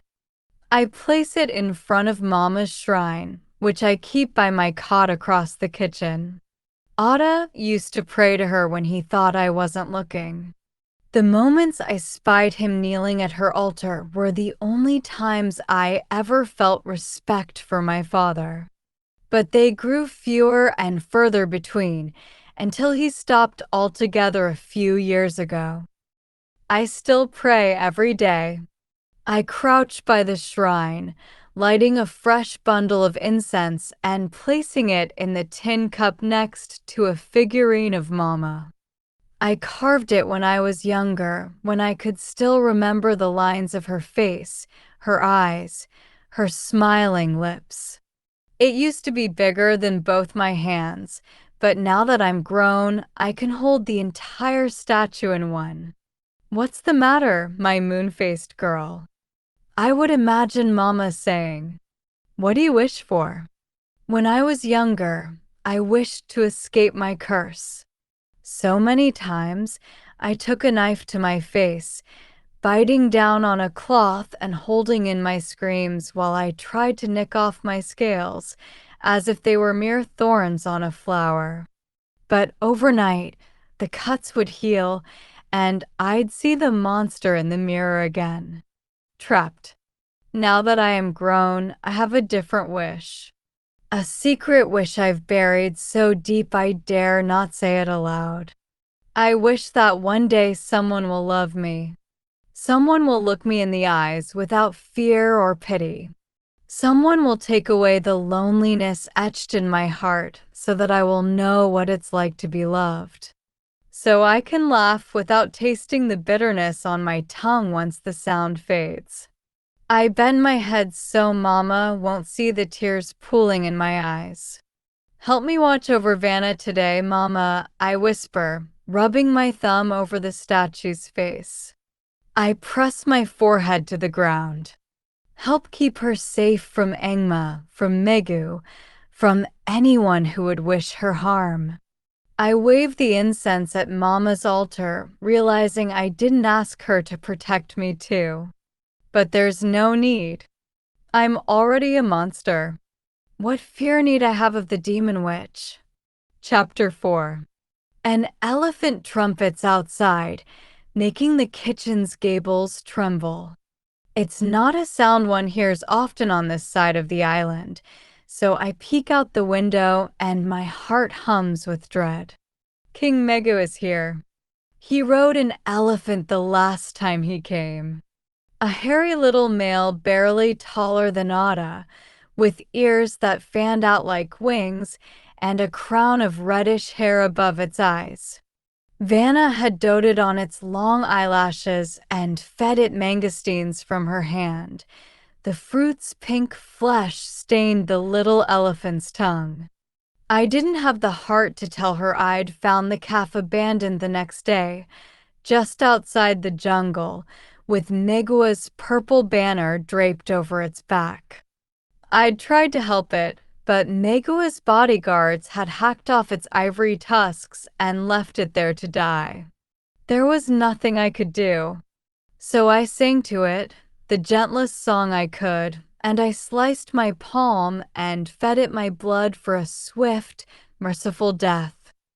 I'll never forget how mournful its young eyes looked, full of all the sorrow in the world, before they closed forever. I have never been more ashamed to be human. Lining calls for Vanna, and I immediately slide the kitchen door shut, more afraid of King Mega than of Ada's threats to beat me if I am seen. There is something cruel about Megua's eyes. Poets bend the truth and say they are soft as brushstrokes, but to me they are knives. Merciless and sharp. I've heard about the menagerie he keeps in his palace, hundreds of creatures caged solely for his pleasure, and the arena he's built to watch grown men kill one another. I see how his servants quail every time he looks at them, and how blue and yellow bruises peek out of their purple sleeves. Everyone says Vanna ought to pick him. Megu is the wealthiest king in the Tambu Isles. His island is belted by volcanoes rich with gold, and he has been generous, sending gifts every year. But I worry. Life with him could be worse than death at the hands of the demon witch. Outside, Vanna is singing, no doubt at Megua's request. Her sweet voice entices birds and butterflies to her side, the purest proof of the divinity within her. Linning is busy too, guiding the king's servants as they carry gifts to the main house. That leaves Megu alone with Ada. They were strolling in the garden, but now they've stopped to sit on a bench near the kitchen, not far from where Vanna is still singing. I crack the curtains open a little and lean forward to eavesdrop. Megua's voice is brassy and deep. It booms through the wooden walls. "Quan, you insult me," he is saying. "Have you reason to doubt my intentions? You are not the only king who's tried to win my daughter, your majesty. I only wish to make it fair. I would not want Vanna to be the cause of a war between. It's that shaman of yours, isn't it?" Mega interrupts. "Let me guess, he foresaw such a war between the sovereigns and devised the contest to keep things fair. How convenient that such a contest also showers his temple with gold." That is exactly what happened, but Ada avoids answering. Years of dealing with Vanna's suitors has polished his speech. Instead, he says, "I could arrange it if you were to make my daughter your wife. I already have a queen." Mega cuts him off curtly. My ears perk up. It's said that Queen Asheria is much adored by the fierce and brutal king, that she is the goddess of love, Sudano incarnate. I heard Lin Ang tell Vanna once that Asheria is the real power behind Megua's throne. I don't believe this story. Seeing the way Mega struts about our island, I can hardly imagine him bowing down to anyone. He must not win. "Do not forget your place, Quan," Mega continues. "Your daughter's beauty may be divine, but her blood is common, no matter how your shaman says she is touched by the gods." "My daughter is descended from the gods," Ada says. His tone wavers between thin and civil. "She glows with the light of Gada and now Quan. I mean no offense. Vanna is special. That much is clear. But my queen is the source of my gold, and without my gold, you wouldn't invite me here now, would you?" Ada smiles uneasily while Mega bursts into laughter. His laugh is an ugly sound. It reminds me of the broken bell that peals from the Temple of Dawn every morning, harsh and unbalanced. I hear it even from the jungle. As he laughs, I shake my head, thinking of how little I understand men. As I take out a cloth to catch a stray lizard that's going after my plate of Mama's cakes, I notice Megua's beady eyes rake over my sister. I shudder with revulsion as he licks his lips, and my hand instinctively grips the hilt of my paring knife. I'll gut him if he ever harms her. "I thought Bone Maker's Arena was the source of your gold," Ada is saying. Only recently, Mega replies, stroking the giant white stone around his neck. "It hangs from a heavy gold chain, like a moon enslaved. You must come see it one day. I've even brought my best fighter with me, in case the contest for your daughter's hand needs to be settled in a more old-fashioned way." Ada's smile thins. A fight is the last thing he wants. This selection is supposed to be about gold, not bloodshed. I have no doubt that you'll win her. I know. You're simply trying to keep the peace, Quan. I can appreciate that. I curl my lip, disgusted with both Megu and my father. In my hand, the lizard squirms free, leaping for the plate by Mama's shrine and burying itself in a sugary pillow of cake. Get away from there, I whisper. That's disrespectful. I lurch after the lizard, trying to grab it by its tail, but I might as well catch a fly with my fingernails. It hops onto the head of Mama's statue, and as its legs kick up, Mama falls back and rolls off the shrine. She lands with a quiet thud. Outside, Mega rises from the bench. He tips his chin in my direction. What was that? I duck, pressing my back against the wall. I dare not move, not even to close the curtains. The lizard scampers free, hopping out of the crack between the curtains. TH that. Ada splutters. I didn't hear anything. Sounds like you're hiding something. No. That was nothing. Probably a monkey. I'm certain I saw someone. Megua's voice grows closer, and I sink deeper into a shadow. I heard you have another daughter, Quan. One who is rather unique. I stiffen. Unique is not a word commonly used to describe me. I'd rather not speak of her, Your Majesty. King Megua's curiosity is piqued. So it's true, she's a monster. I don't need to hear Otto's response. I lift myself slowly and peek out at my father and the king. Ada makes me hide whenever one of Vanna's suitors comes to call so the sight of me won't diminish my sister's value. But with Megu, I sense there's more to it. With the others, Ada will lock me in the rice barn or banish me to the kitchen. When Mega calls, it's Lindang, not Ada, who comes for me. She doesn't make me hide, she makes me leave the house altogether. Quickly now, she'll tell me. Off to the jungle. Ada never sends me to the jungle. But what about my chores? Never mind that. Go. Don't come back until the torch on the gate has been lit. The first time, I was confused. I thought I was being punished, but Linding is never cruel to me, even though her kindnesses are rare. Not until years later, when I first saw Megu, did I understand that she pitied me. That was when I started to stay. Come now, relax. Another laugh rumbles from Megua's bulging throat. You're about to be a rich man. Their voices grow distant, and I hear the elephant trumpet once more as the servants prepare the mount.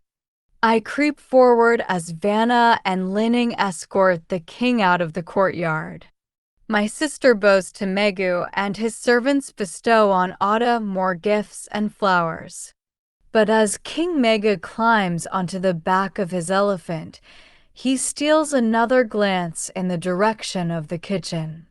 In the direction of me. I duck again, but not fast enough. I catch a flash of his merciless black eyes through the stripe of my open window, like a hunter intent on finding his prey. My heart hammers as I drop to the ground. I dare not breathe, not until the noise from Megua's parade of servants fades. Only then do I peek up. The light hurts my eyes, but the king of Shalani is indeed gone, his last servant rounding the bend from the courtyard into the village. I shut the curtain and collapse into a corner, hugging my knees to my chest as dread mounts inside me, knotted tight and tense. Gotta be kind. I pray that Mega did not see me. Chapter 5.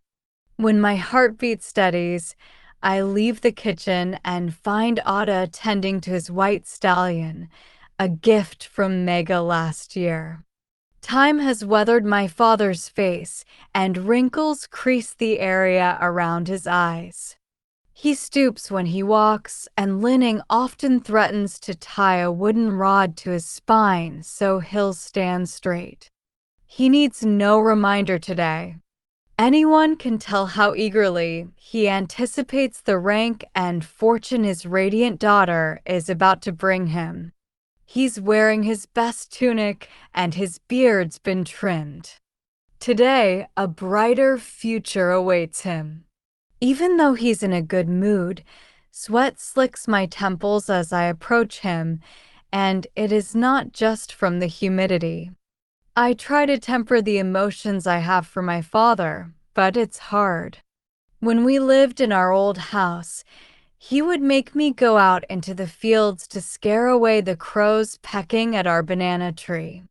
All I had to do was show my face, and the birds exploded into the sky in terror. I've never forgotten how eerily their shrieks sounded like my own. At least this new house has no banana trees. It faces east and does not have stilts, since there is little flooding on this side of our island.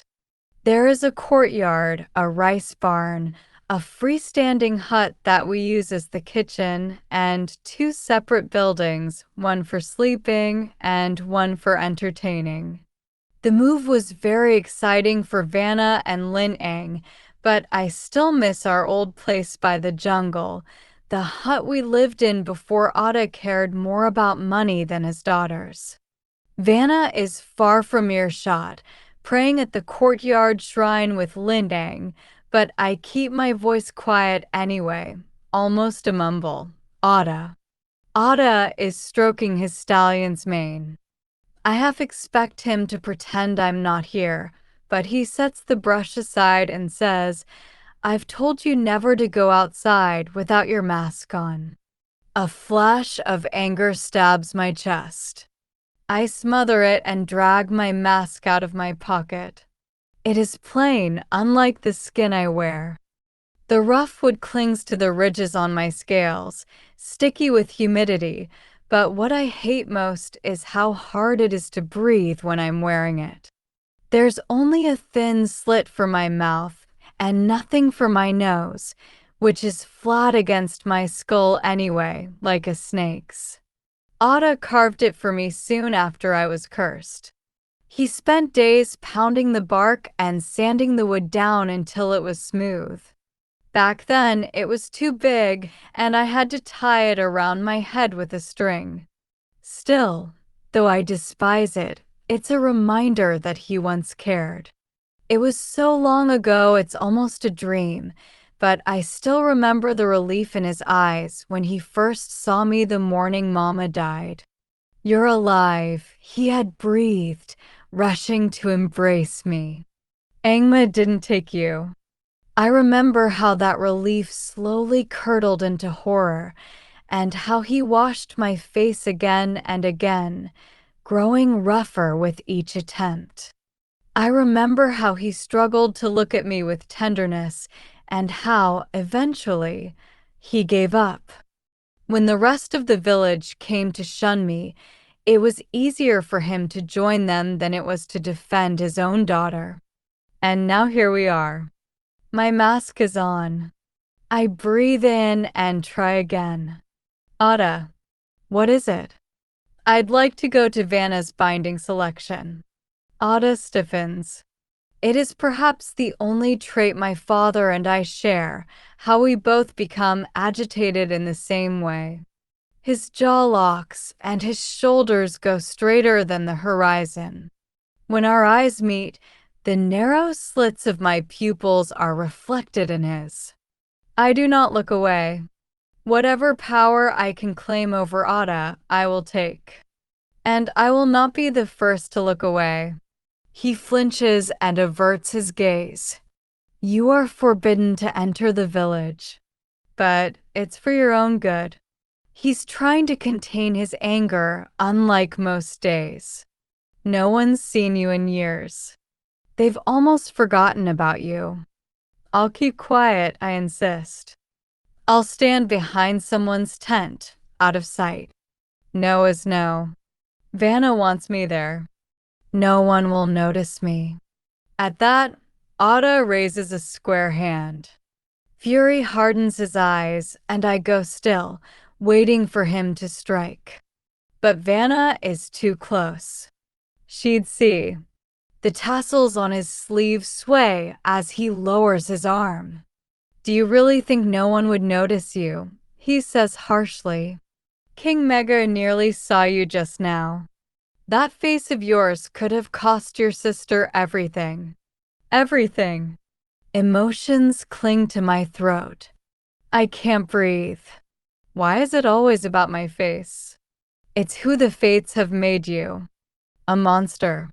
My tongue itches to tell him he's the monster, not me. But I don't argue. I fear that if I do, I will cry. And I promised myself long ago I would never weep in front of my father.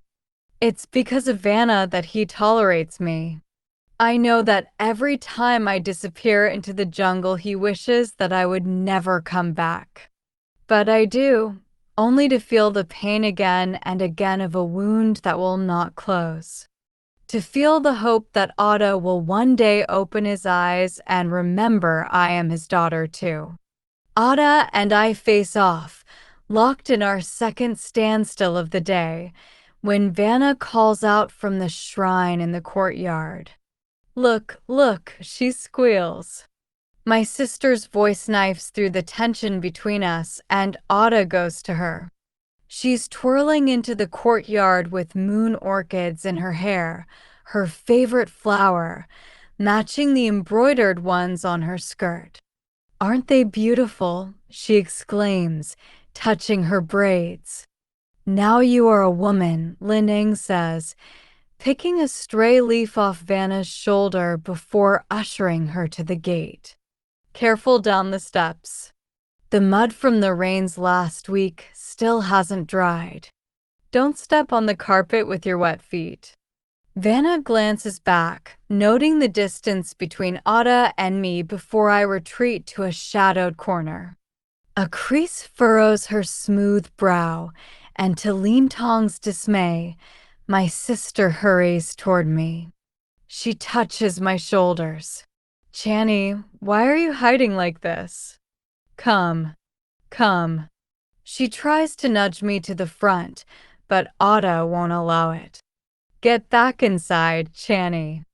Vanna blocks me. Why should she go back inside? I want her to come. Hurry, Vanna. You'll be late. He lifts a confused Vanna onto the stallion. It nickers and kicks, spying me in my corner. Horses do not like snakes, and that includes me. Channy is coming, says Vanna. She whirls on Otto. Or I will, you will what? Otto is irritated at Vanna, but his eyes are on me. You won't go. My stepmother casts me a harrowed glance, as if it's my fault that she'll have to make peace and lie to Vanna. Enough, Vanna, she soothes my sister. Of course Channy is coming. Otto will take you to the village first. I'll walk behind you, and Channy will follow once she's finished washing the courtyard stones. I hate myself for not speaking up, but Otto and Lineng are happiest when they forget I exist, and Vanna is happiest when everyone else is happy. So I force a smile and watch them leave. Vanna waves from her horse and blows me a kiss, but I pretend not to see. It hurts less that way. My eyes drift to the little houses down the pebbled path. Many of our neighbors hurry out of their homes to join Vanna's entourage. Good luck with the contest, Vanna, they shout. Quan, your daughter grows prettier every day. Find her a rich one, Quan. The voices grow faint, and once Otto, Lindeng, and Vanna disappear down the slope of the dirt road, I take off my mask and let my face breathe. Pathetic, Channy, I mumble at myself. Pathetic. I kick the wall, hating Ada, the binding selection, and Vanna for going along with it. Hating myself for being a coward. Puntalo village isn't far. I could go. I used to sneak out when I was younger, while Ada and Linding worked at the cassava farms. I would ask anyone, everyone, what they knew of Angma and if they'd heard of Haksu. The last time I went, Ada caught me. As punishment, he dragged me to the river and threw me in.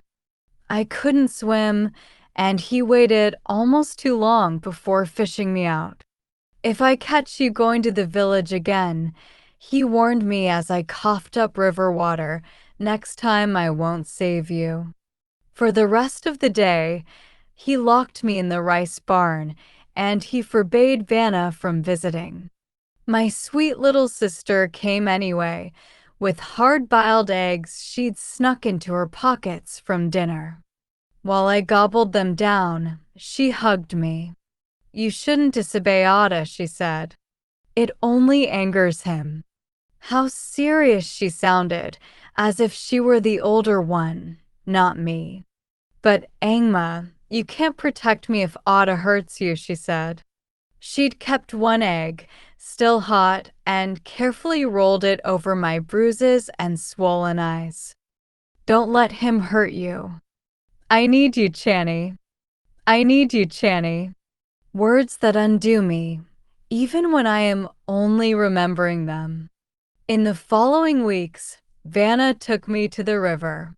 Every morning, with the patience of the goddess Sudano, she taught me to float, to work through the fear of my reflection, to swim. For so many years, I've been focused on saving her life. I forget how many times, in little ways, she's saved mine. I grab my mask and put on my sandals. It doesn't matter whether Angma will show herself today, or whether she will wait for Vanna's birthday. Angma is not the only monster that walks this earth. My sister needs me, and I will not let her down. Chapter 6. It is mid-morning, and I dart across the wide street, pressing my hood over my head as I move from shadow to shadow. So far, no one has noticed me. I need to keep it that way. There must be over 1,000 people crammed into Puntalo's tiny market, the entire village, and then some. Everyone is dressed in their finest. Women wear lilies around their necks and begonias in their hair, and the men have brightened their sun-faded tunics and pants with beaded necklaces and brass bangles. Crisp knots of pan and leaves hang from every stall. They serve to repel roaches as well as freshen the air. I can hardly smell the horse dung that carpets the dusty streets. I weave my way deeper into the market. Today is different, even if it doesn't look different. The local peddlers and merchants have all laid out their wares, baskets of curries and spices, copper pans of ginger rice and shrimp noodles, along with spiky durians, ripe bananas, and hairy rambutans piled on coarse blankets. But no one is shouting them out to entice potential buyers. The entire market is frozen, and everyone clusters in the center courtyard, waiting for a glimpse of the kings, for a glimpse of my sister. Before I lose my nerve, I climb a stack of fruit crates and hoist myself up the pole of an empty merchant stall. After I lift my legs onto the awning, I duck my face out of sight. What a coward you are, my inner voice rebukes. You're not afraid of tigers, but you fear a bunch of harmless villagers? The reason's obvious.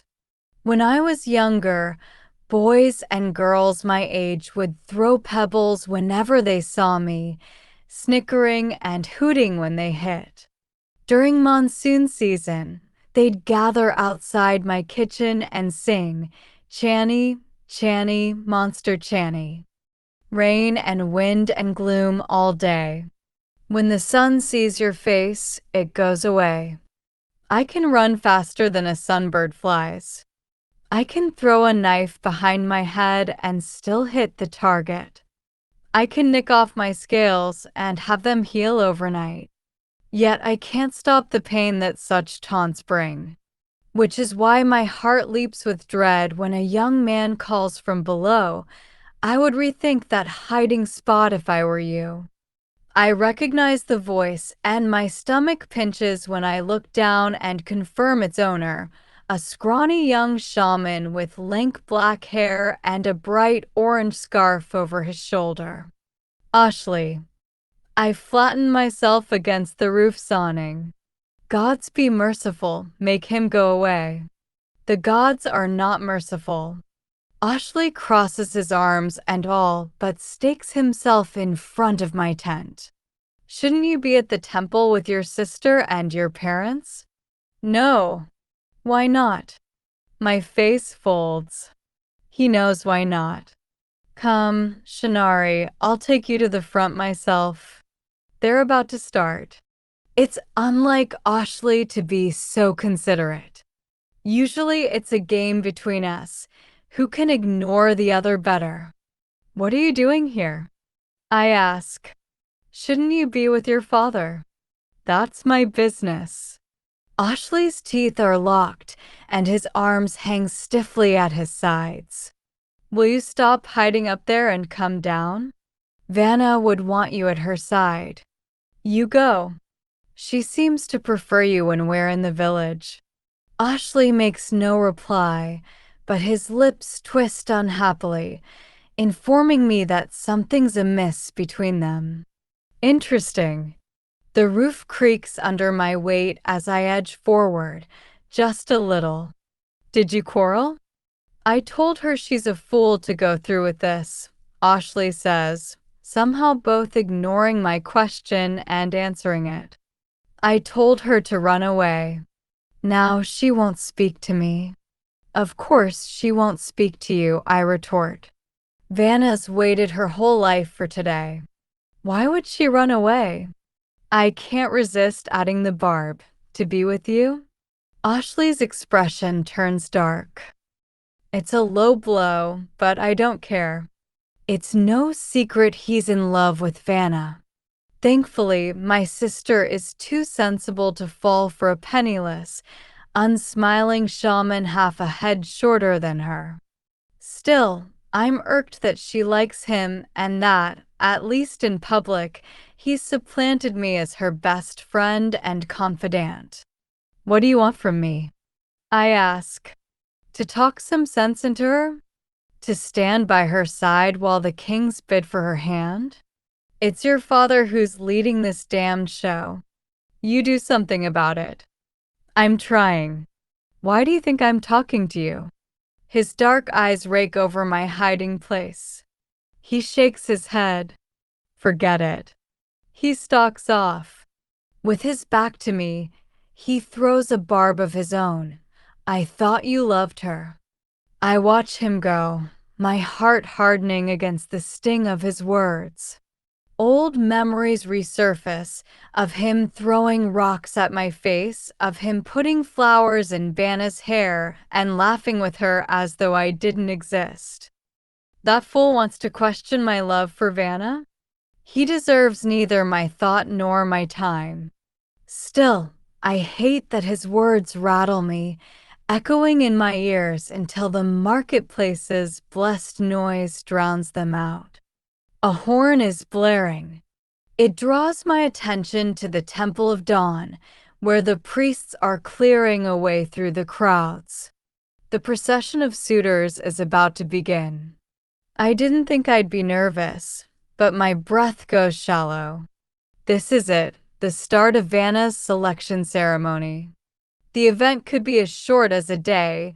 If it were up to me, it would take months. However long it takes, in the end, everything will be different. I hide my face behind a lantern and sit up, suddenly missing Euchre. I wish he were here. I'll be there for you when you need me to fight Angma, he said. But to watch your sister be paraded about like some prize to be won? I have no desire to witness such a spectacle. Neither do I. But what a spectacle it is. 11 kings have come, carried forth on silver litters and gilded palanquins and in carriages drawn by fine Cayenne stallions. In the back, smiling smugly, as if he considers himself the grand finale, is King Megu on his elephant. My stomach burns at the sight.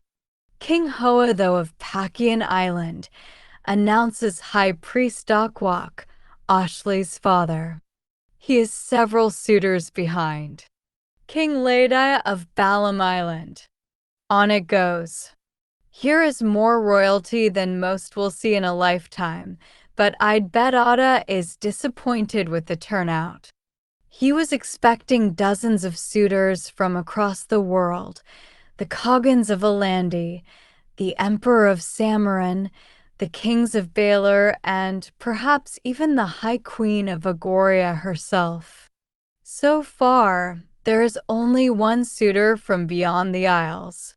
He's arrived with a meager entourage of 2 servants, and he walks instead of rides in a carriage or a litter. The other kings are already scoffing at him. Steadily, the royals make their way to the Temple of Dawn. Constructed entirely of stone, it's shaped like the tip of a spear, rounded along the sides, but pointed at the top. From my vantage, it's piercing a cloud in the sky, and sunlight sieves down upon the stone walls. Or maybe that's Vanna's light. While her suitors line up at the bottom of the temple steps, Vanna glides out from behind an orchid-festooned door and at last makes her appearance. A wispy veil obscures her face. Its color matches the faded gold carved into the temple walls. At her sides are Ada and Lindang. Ada sports a prosperous bulge in his belly, and Lindang stands proudly beside him, jade discs dangling brightly from her ears as she holds her chin high. I feel a tug on my heartstrings. With Vanna in the center, they appear a beautiful family. No one would guess someone was missing. At my father's other side is High Priest Dakwak. His eyebrows have gone gray since the last time I saw him, but they are as slippery as ever, like eels that cannot stay still. Behold the fairest of all, he cries over the marketplace. Vanna Genidi of Sundow, chosen of the gods. See how she glows with the light of the very sun. The commotion fades as Vanna steps forward. Many have never seen her before, and even under the brilliant sun, the light in her chest shimmers with a heavenly intensity. The anticipation of her unveiling grows with every second. Many in the crowd drop to their knees, while the kings in the front lean forward, like gnats drawn to a flame. It's repugnant, obscene. If Vanna were anyone but my sister, I would leave in disgust. But she is my sister, and I watch on, unable to tear my gaze away. Great rulers of Tambu and beyond, Dakwak says, summoning the royals' attention. Many of you have heard of the Golden One's radiance, and disbelieved it. But witness for yourselves the light shining from her heart. The luminous Vanna is blessed not only with divine beauty, but also by the gods of prosperity. Her song will turn your rains into silver. Her touch will turn the sands of your shores into gold. Dakwak is more showman than priest, and I roll my eyes at anyone who'd believe his lies. If Vanna has such power, why is our temple in a state of disrepair and our island so poor it does not even have a proper port? Show us her face, clamors the crowd. Yes, show us her face.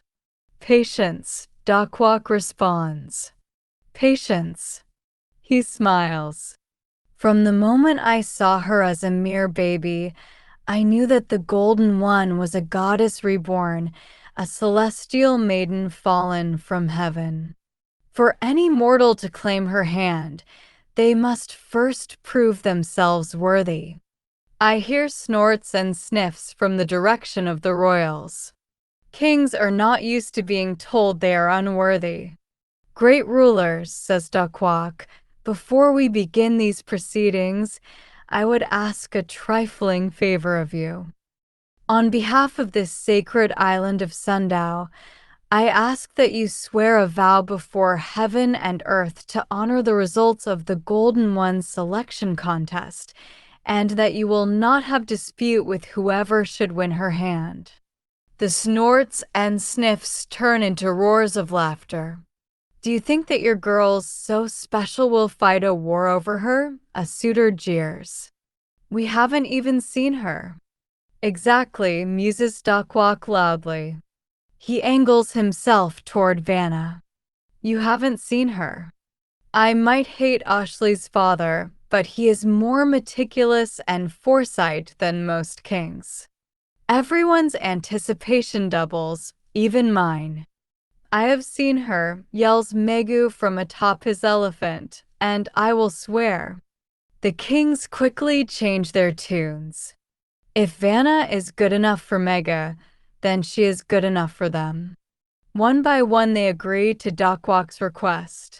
Last to swear is the foreign king with the tiny retinue, whose voice is so soft that it's barely audible. When it is done at last, Ada nods at my sister. Her light shimmers nervously, but slowly she comes forward on the dais, the hem of her bright skirts brushing against the floor. She lifts her veil.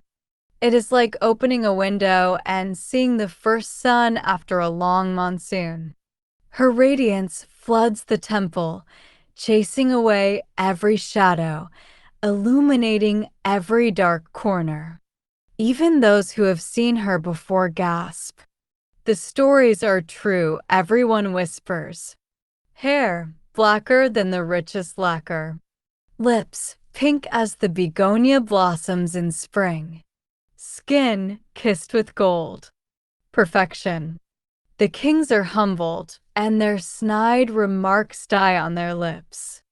The entire village takes a collective breath. Except me.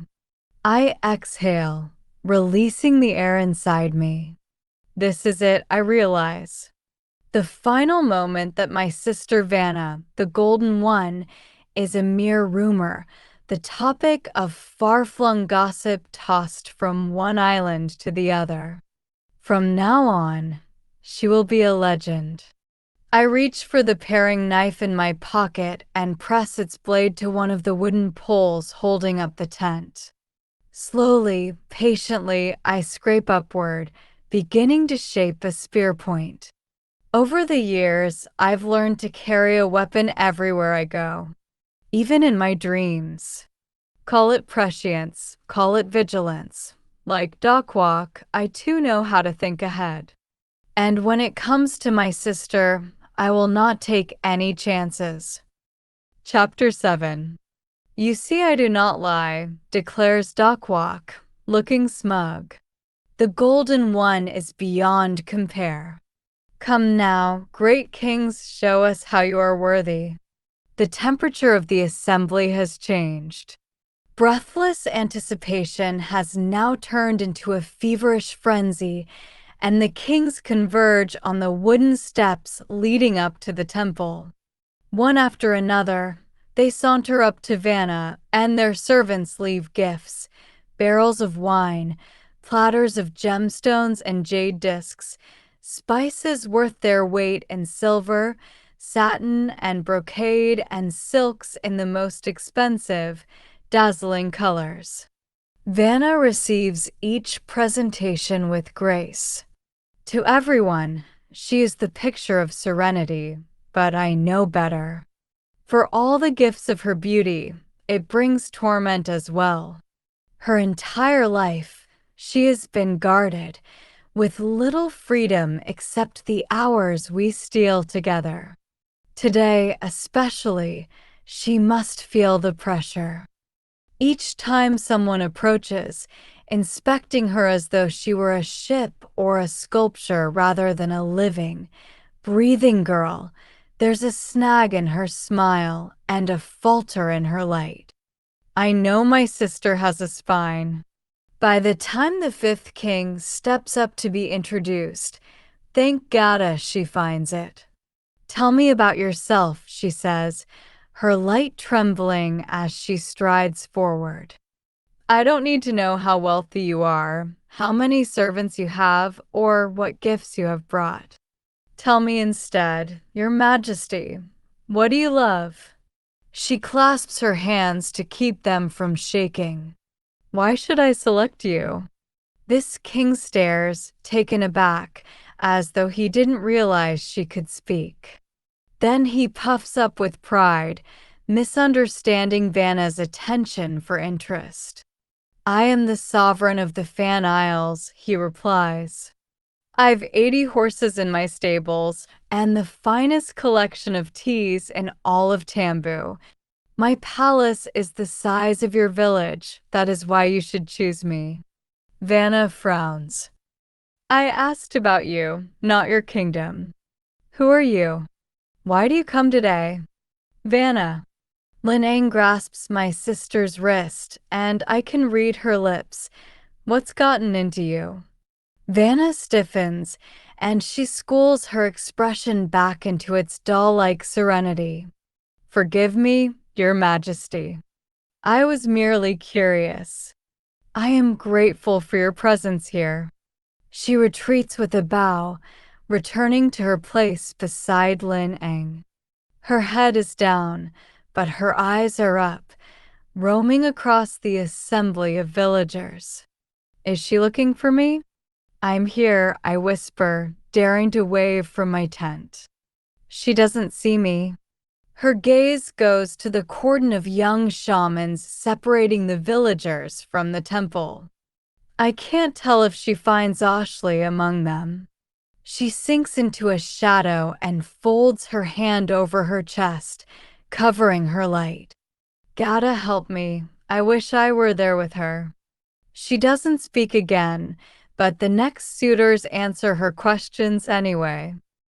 One says that he likes music, and he actually sings for us a pleasant ditty that has a few tapping their feet. Another is very religious and says he would build Vanna a golden shrine in her honor.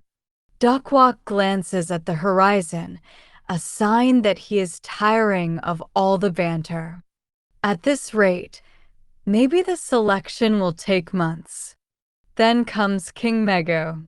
He seems intent on rivaling Vanna's light, the rubies and emeralds on his fingers flashing as he dismounts from his elephant and cuts in front of Emperor Hanryu for the stairs.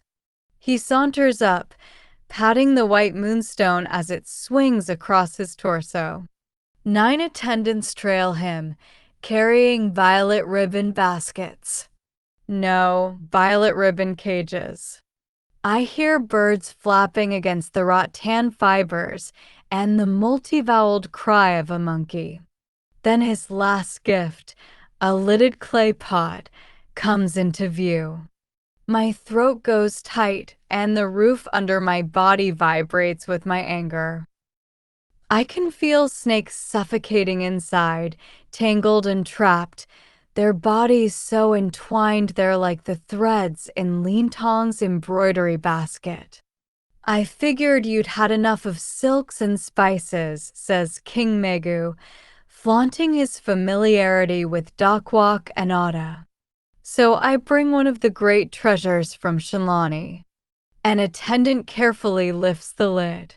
From my personal menagerie, Megu announces. A gift to the island of Sundao, in honor of the extraordinary beauty found in its daughter, Vanna G90. The most stunning serpents I've ever seen spring out of the pot, their vibrant azures and yellows rivaling the flowers sewn onto Vanna's dress.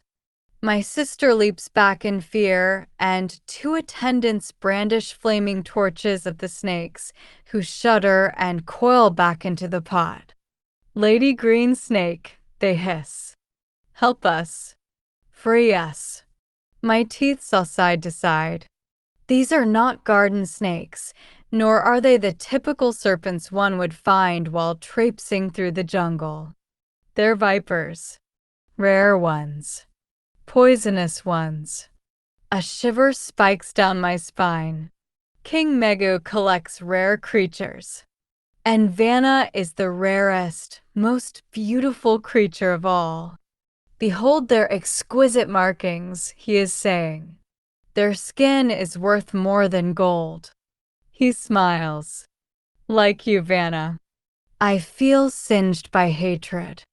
I seize the spear I've made, about to snap it off the tent.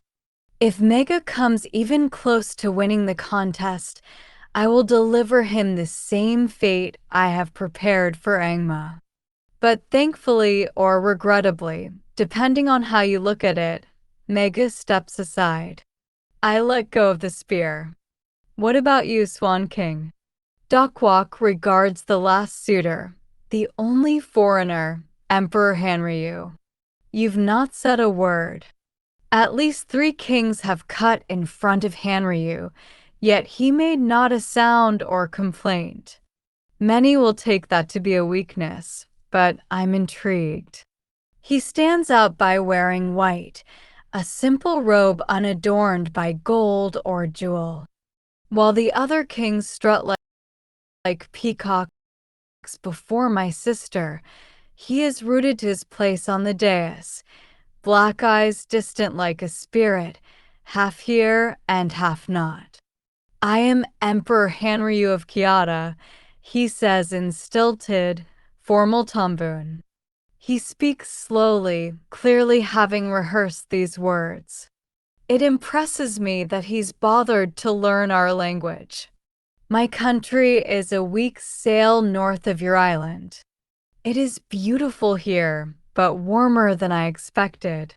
He pats his neck with a folded handkerchief. "Forgive me if I am unaccustomed." One of his servants carries a small carving of what I think is a swan. I've only heard of such a creature. Its feathers are white as coconut flesh, with a long neck and doleful eyes that mirror the emperor's own. Except this one has a striking red crown on its head. Vanna is equally curious. "What manner of bird is this?" she asks. "In my land, we call it the bird of happiness." "A crane. It's beautiful. They oft visit my home in the winter," Hanryu replies. "The sight of one always brings me great joy. It is something I love." My sister softens. "I think I can see why. Thank you for sharing this with me." "Your statue is a paltry tribute to my daughter's radiance," Ada interrupts rudely. "You are from a faraway land, Your Majesty. Why should Vanna choose you?" Hanryu takes a moment to gather his words. "I'd heard that the Lady Vanna was radiant, but I did not expect it to be literal. There is no enchantment in Kyoto, you see." My ears perk up. "No magic in Kyoto? Does that mean there are no demons there?" Such a place is hard for me to imagine. The emperor goes on. "My empress recently passed, leaving me with 6 young sons and a baby daughter." His voice grows hoarse. The wound in his heart is still raw. "She asked that I remarry so our children might have a mother, with the request that my new wife be kind and generous with her love. I'd heard the Lady Vanna was as benevolent as she was beautiful, so I'd hoped she might consider. You proposed to marry my daughter." Ada's interest is piqued. "None of the other kings have promised marriage yet. I would wish to know her first, replies Henria carefully, and Hermie. That is not how things work here. Duckwalk cuts in. Vanna is a goddess incarnate, not a simple village girl. Her hand belongs to whoever can offer the most. Vanna's brow creases with confusion. My hand belongs to whomever I like the most. She turns to the priest. I thought this was what we agreed. That I will choose. You speak out of turn. Golden one, Duckwalk says curtly, shuttling Vanna back to her place. Now, Swan King, you are proposing to make the Golden One your queen? What tribute do you offer for that honor? Henry looks unsettled. He glances at his fellow kings, who are smirking at his naivete, then at Vanna, whose light has dulled to a flicker. I cannot make a proposal under such circumstances, he confesses at last. I had anticipated that the Lady Vanna would choose her own suitor, but I see that I am mistaken, and it is best that I withdraw. Please, however, keep my gift as a token of my admiration. Duckwalk dismisses him with a wave, and Vanna bunches up her skirt in her fists. She's angry, but she's been trained to hold back her emotions. The last thing she'd do is make a scene. This Kiet and King seems kind, and when he mentioned his children, his eyes brightened. A man who cares deeply about his children is a man I instinctively respect. A man entirely unlike Mayada. Then again, Kiata is an ocean away, so far that the sun is pale and the rain is cold and white. I can't imagine Vanna thriving there when she herself is warmth and light. She would be miserable. The initial gifts are presented, Duckwalk announces, waving his ceremonial staff, and all the suitors are introduced. Now we shall wait, says Vanna. Invoke the gods to see whose stars best align with the golden weight. Duckwalk lowers his staff. He smiles through his irritation. Yes, Golden One. I'd like time to consider the noble suitors who have come today. She exhales, then turns to the remaining kings on the platform. Let us call for a respite. I'd like to speak to each of you in private and learn to know you, as His Majesty Emperor Hanryu suggests. A prudent suggestion, says Duckwalk. He places a hand on Vanna's shoulder. But these are kings, not messenger boys. Do you understand, Vanna? Their realms need them, and already they show you great esteem by coming to our humble island. They have not the time to chatter with you. Vanna twists away from the priest. Perhaps they should. If I were in search of a queen, I would wish to know her. Therein lies the difficulty, Golden One. Duckwalk lets out a sigh. Your Majesties, who here is in search of a queen? The only response is a long and baleful silence. It is in this moment that Vanna's strength crumbles. Duckwalk and Ada have filled her head with fantasies of becoming a great lady, practically assuring her that she will be a queen. But reality is cruel. Our family has no status or influence. We prosper only off the generosity of Vanna's admirers. Her sole value is the light in her heart and the tales Duckwalk has crafted about its divinity and beauty. But as much as any might covet her, they also fear her for her mysterious glow and its power. No king in his right mind would offer her a throne beside him. Her light goes dim. You see, Duckwalk says, the Lady Vanna is tired. Let us finish the selection quickly. Vanna jerks. That's not what I asked for. Let us bid with gold. Gold is a language the kings understand. Suddenly, the selection ceremony takes a sharp and dangerous turn. I offer 1,000 golden reals, shouts one. 2,000. 5,000. Be generous with your gifts, majesties, Cluckstock, and be respectful. The lady is the golden one, a daughter of the gods. 10,000. 15,000, along with 4 cayenne maras. So on it goes. I stop watching the kings and focus on Vanna. When she isn't fidgeting with her skirt, she touches the flowers in her hair as if they'd been pinned too close to her scalp. The light in her heart continues to flicker no matter how she tries to still it. Within minutes, the price is at 40,000, a sum greater than Ada had hoped for. 40,000? Dakwak repeats. King Narthai offers 40,000 in honor of the divine Vanna Genidi. Will any other match his generosity? The bids continue. Vanna leans against Lin Eng, looking feeble.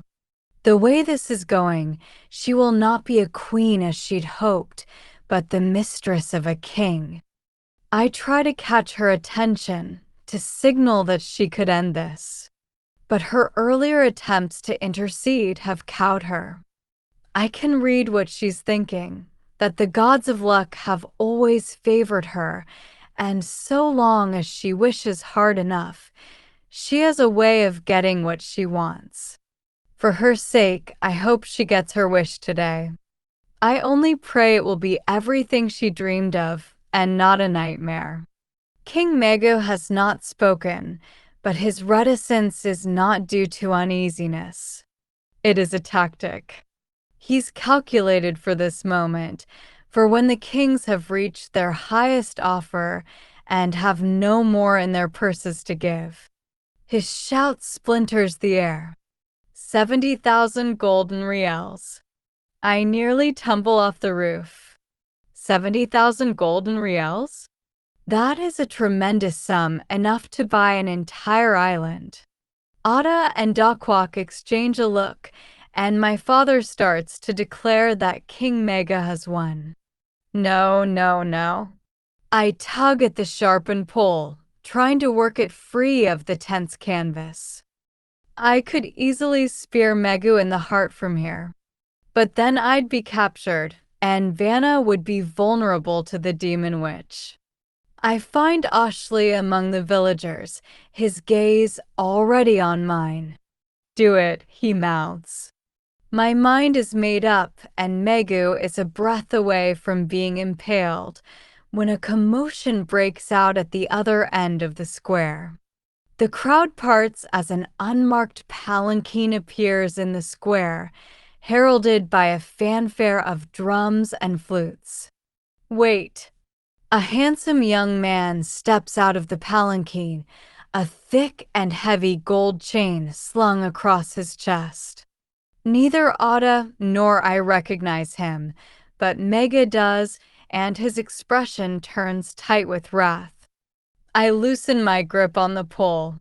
It seems the gods of luck have come through for Vanna after all, conjuring a royal procession out of thin air to save her. I am Crown Prince Rangio of Tyanin, announces the young man, slightly breathless, and I offer my kingdom. Chapter 8. The prince's announcement ripples across the marketplace. He stands there, holding out his gold chain as if to prove his title, and makes a slight bow to Ada. I would marry your daughter, he declares. She will be queen. Ada's jaw hangs agape, and my sister brightens, her glow seeping through the layers of her robes. A bit young to choose your queen, aren't you? King Mega jeers. The Lady Vanna deserves a king, not a prince. She deserves temples built in her honor. Are you sure your mother would agree to this, boy? I am old enough to make my own decisions. Mega persists, What are you, 15 years? 16. Nega stretches his hand toward Ada and Dakwak. 16 years old, without the blessing of his mother to make such a ludicrous offer. I am the crown prince of Tyanin, Rangio says, shutting down Megua's taunts. He doesn't sound like a mere boy anymore. The only heir of the late beloved King Wan. In a year, I will be crowned. My word is good. Rangio steals a glance at Vanna. He looks younger than his age, especially next to Megu and Ladia, who both sprout gray in their beards. A few pimples dot the prince's boyish face, and his jaw has not finished squaring into manhood. Yet it is a pleasant face, and he seems like a pleasant young man.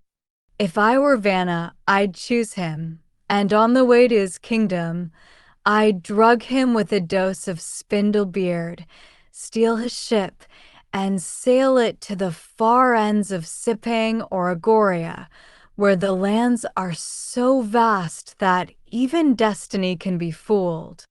It's a fantasy, I know, but it feels good to hope. Ada and Dakwak are murmuring to each other. I knot my hands together, hoping they will have the sense to accept Rangio's offer. Finally, the shaman steps forward. The crown prince of Tyanin offers marriage. He turns to the first in the line of competitors. King Tay, can you match the offer? I would marry her, but... Tay hesitates. But no, I cannot match Prince Rangio's offer. King Ladia? Again, no. King Hoa, though? One by one, the suitors resign and step off the temple's podium. All except Megu. What about you, King Megu? Mega straightens. He is shorter than Rangio, but somehow seems to take up more room on the dais. Next to him, Rangio looks like a reed, and Megu is ready to break him. Megua's voice booms, I cannot offer marriage, but I can promise 100,000 golden reals. The buzzing in the marketplace shrivels into silence. Dread prickles my gut. Prince Rangio's kingdom is rich, but not as rich as Megua's. Not half as rich as Megua's. And he is not yet the king. I will match King Megu, Rangio says quietly. In a year, when I am king, I will pay 100,000 golden reals. Mega snorts. Take my word, the boy prince doesn't have that sort of coin. My offer's good. Quan, you'll have the gold in a week. Ada's still hesitating, which is a good sign. I pray his love for Vanna is stronger than his greed. Don't choose either of them. A familiar voice shouts from the crowd. Even without looking, I know it's Ashley. Vanna flinches as everyone's attention goes to the orange-scarfed shaman. I hold my breath. This is her chance to say something, to use her light and close down the selection ceremony if she wishes. She could do it. She has the power. But she doesn't. For the good of Sundow, I will be a queen, she says firmly. Her voice rings across the entire courtyard, but her eyes are on Ashley. The fates will make it so. Ashley turns abruptly, shouldering through the crowds for the road out of Puntello village. As he disappears around the bend, Vanna drags her attention back to the selection. She touches Ada's arm. Her lips are moving, but I can't make out what she's saying. I hope she's telling him to accept Prince Rangio's offer, that the throne of a queen is worth more gold than Megu and his servants can dig in a lifetime. Ada whispers something to Dakwak, who shakes his head, clearly disagreeing. Before Ada can stop him, he raises his staff high up in the air to command everyone's attention. We will settle this the way our ancestors did, announces the shaman. Resolution by conflict. A contest of warriors. Megua's mouth curves into a wide smile, and I nearly choke with fury. This isn't fair. Duckwalk knew that Mega brought a warrior with him. Prince Rangio, unaware of his disadvantage, straightens. He carries no weapons, but he is young and lean. He must think he has a fair chance of winning the match. I accept, he tells Megu. Swords or spears. Megu erupts with laughter. Not against me, he booms. Against my champion. 12 of his servants emerge from behind the temple, and it takes all 12 to roll forth an enormous box covered by a blue sheet. Confused, the villagers draw back, making room for this new arrival. I'm confused too. It must be a cage. But why would Megua's champion be confined? Mega descends the temple steps into the square. With a flourish, he removes the cloth. Behold, the air goes still. Gasps pulse across the marketplace, little pops of horror and shock and wonder. The villagers crowd around the box, murmuring excitedly. Vanna's gone pale. She turns to Ada, pleading with him, but he shakes her away. She turns to the crowds, silently beseeching. But no one pays her any heed except me. Chani, I can almost hear her whisper. Chani, help me. I can't see what's in the box. I crane my neck to no avail, then rise to my knees for a better view. It is a cage, and there's a beast inside. Its back to all. It's turning. Turning. My hand jumps to my mouth, and I let out a belated gasp. A dragon, I whisper. The crowd backs away in fear while I lean forward. It's been a long time since I've been awestruck, but this dragon is magnificent. A natural fighter.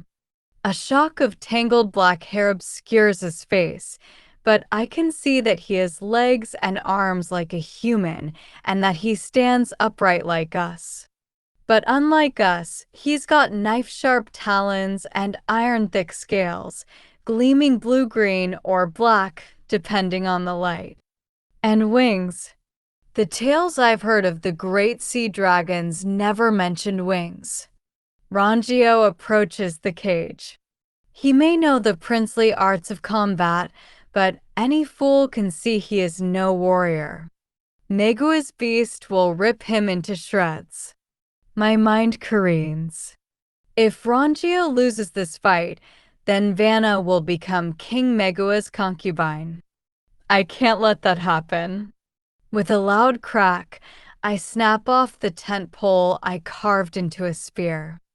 The awning beneath me rips, and before I fall, I hear myself yelling, I will fight for my sister. Chapter 9.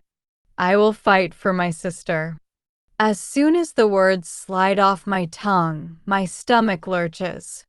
It's the only warning I get before the tent collapses, and I roll off onto a mound of hard, bristly coconuts. I shoot up to my feet, but instead of checking for bruises, I scrabble for my wooden mask. It's fallen behind a hawker's stand. Hurriedly, I press it to my face, then spin toward the temple. But it's too late. Villagers corner me against a wall. Demon, they screech, jabbing at my face with their fingers. Demon. I could easily evade them, strike down the two on my left with a swing of my makeshift spear, and kick my way through the three in front of me. But I'm frozen. I've fought all manner of beasts and demons without so much as a trace of fear in my heart. Why am I afraid now? What is it about being despised by my own kind that makes me forget my instincts and behave like prey? Demon, The villagers continue yelling. Monster. The dragon is forgotten. My sister too. More villagers gather near, and the gasps multiply across the marketplace. I stiffen against the wall and use my spear to push forward through the throng. Don't hurt her, a child shouts. It's a little girl of 5 or 6, too young and innocent to think me a monster.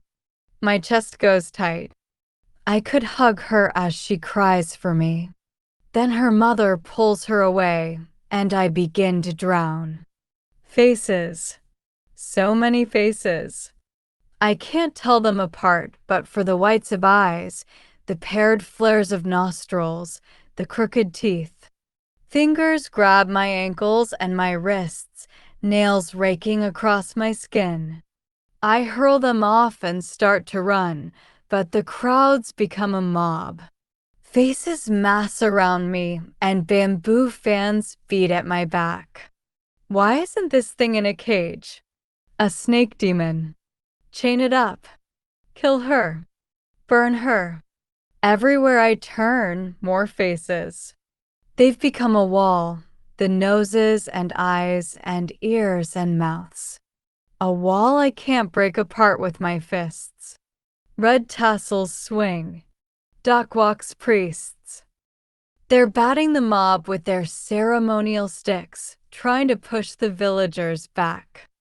I've lost my spear and reach for the knife in my pocket, but I don't take it out. Tigers I know how to fight. Crocodiles and bears too. Even the scarce demons that dare show themselves outside the dark. But children and old women and men, my own kind? In front of Vanna? If I fight back, things will get worse. If I wield my knife, there is a good chance blood will be spilled. My blood too. Its poison is a secret I've kept with the greatest care. If the villagers learn what it can do, it will be the end of me. So I let them spit and shout at me. Fruits smash against my head, pebbles nick my arms. I hurry toward Vanna. Words will not hurt me, but stones and knives will. My skin is not as thick as it looks. My mask falls off again and is trampled under the storm of 100 feet. I make the mistake of looking back for it, and while I'm distracted, someone loops a rope around my waist. So much for not using my knife. I slice at the rope, but others swing over my head faster than I can cut. Stop. I shout as they begin dragging me. Stop it. Above my own cries, I hear Vanna's. Let her go, my sister screams. The light in her heart blazes. She cannot control it. They're hurting her. Prince Rangio's guards break into the crowd, trying to fish me away from the danger, but the mob is too great. They can't get to me. Vanna's voice fades beneath the roar of angry shouting.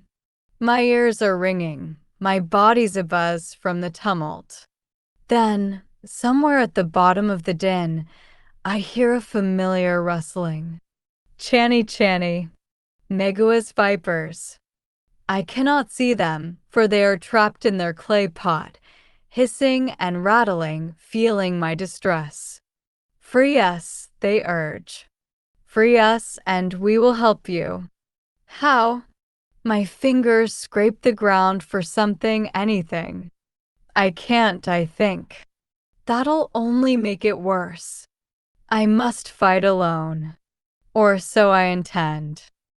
I easily fend off the men carrying me away, but new men take their place. There are too many. Monster, they shout. Demon. You cannot fight them alone, the vipers insist. Let us help you, our queen. Our queen. The Serpent King never named a successor after he died, but because he gave his life for me and poisoned my blood to make it deadlier than any other snake's, Many consider me his rightful heir. They would die to protect me if needed. I take in the blur of angry faces, the raised scythes, and fistfuls of stone. Maybe I do need help. I stop fighting and start grasping at pockets, satchels, baskets. Straw hats and coin purses are of no use to me. I need something bigger. A durian would be ideal. A coconut will do. There's one rolling on the ground. I strain for it, stretching until I can clasp it between my fingers. Then I throw. Never has my aim been truer. Megua's pot shatters, piercing the mantle of noise, and the vipers spill free. Like soldiers, they lurch to defend me. They weave toward me, crawling up my arms and legs until my attackers drop me in terror. The villagers yelp and back away. I'm quite a sight, wreathed in snakes, with vipers hissing out of my hair, striking at any who dare come close. The coils of rope chafe my arms, and as I slide them off, I breathe shakily. Thank you. Give the command, and we will execute King Megu and his men, one viper says. We will do so with pleasure. Tempting. But there are too many people here. Too many children who might get hurt if Megua's men were to retaliate. No, I reply, holding in a cough. You've helped enough. Go, be free. Very well, Lady Green. Weaving through the fallen crates and smashed fruit, they make their escape. Before long, Rangio's guards arrive. They clear a space in the middle of the square, and as I wipe the dust from my eyes, Vanna rushes to my side. Panic and concern crease her brow. She's shaking me, words tumbling out of her lips. I can barely understand them. My skin still aches, phantom ropes burning my flesh, even though I am safe. Every part of me hurts, to be honest, but what propels me out of my delirium is the need to check myself for one thing. Blood. I've bruises and welts all over, but no blood was drawn. My worry dissolves with relief. I bite the inside of my cheeks to keep my voice steady. I'm fine. While Vanna helps me to my feet, I keep my head down. Everyone has already seen my face, so I shouldn't care if they see it again. But my cheeks cannot help smarting with shame, even while Vanna guides me toward the temple. That thing is your sister, one of the suitors shouts. Gada's grief spits King Hoa, though. You thought to hide this from us, shaman? If the Golden One's family is cursed, I want no part of it. Others quickly agree. Only Emperor Hanryu does not fling insults upon me. He is taller than he looked from afar, and he offers me a handkerchief. The gesture catches me off guard, and I take it gingerly. The silk is soft. I bring it to my face, inhaling a floral scent I cannot recognize. It's crisp and not too sweet. I breathe it in again because I like it and want to remember it, then dab my cheek, a mistake, for a spot of dirt soils the delicate cloth. Serpents of hell, I start. I'm sorry, There's no need to apologize, says Hanryu. Please keep it. He speaks as though he's caused me offense, not the other way around. Usually I'd attribute such words to pity, but there's a sincerity to his voice that I actually believe. I fold the handkerchief in one hand. Thank you. You're welcome. The Emperor bows his head politely, and then he leaves to offer his well wishes to Prince Rangio and Vanna. He slips away, unnoticed by anyone except me. A twinge of disappointment wins about my heart.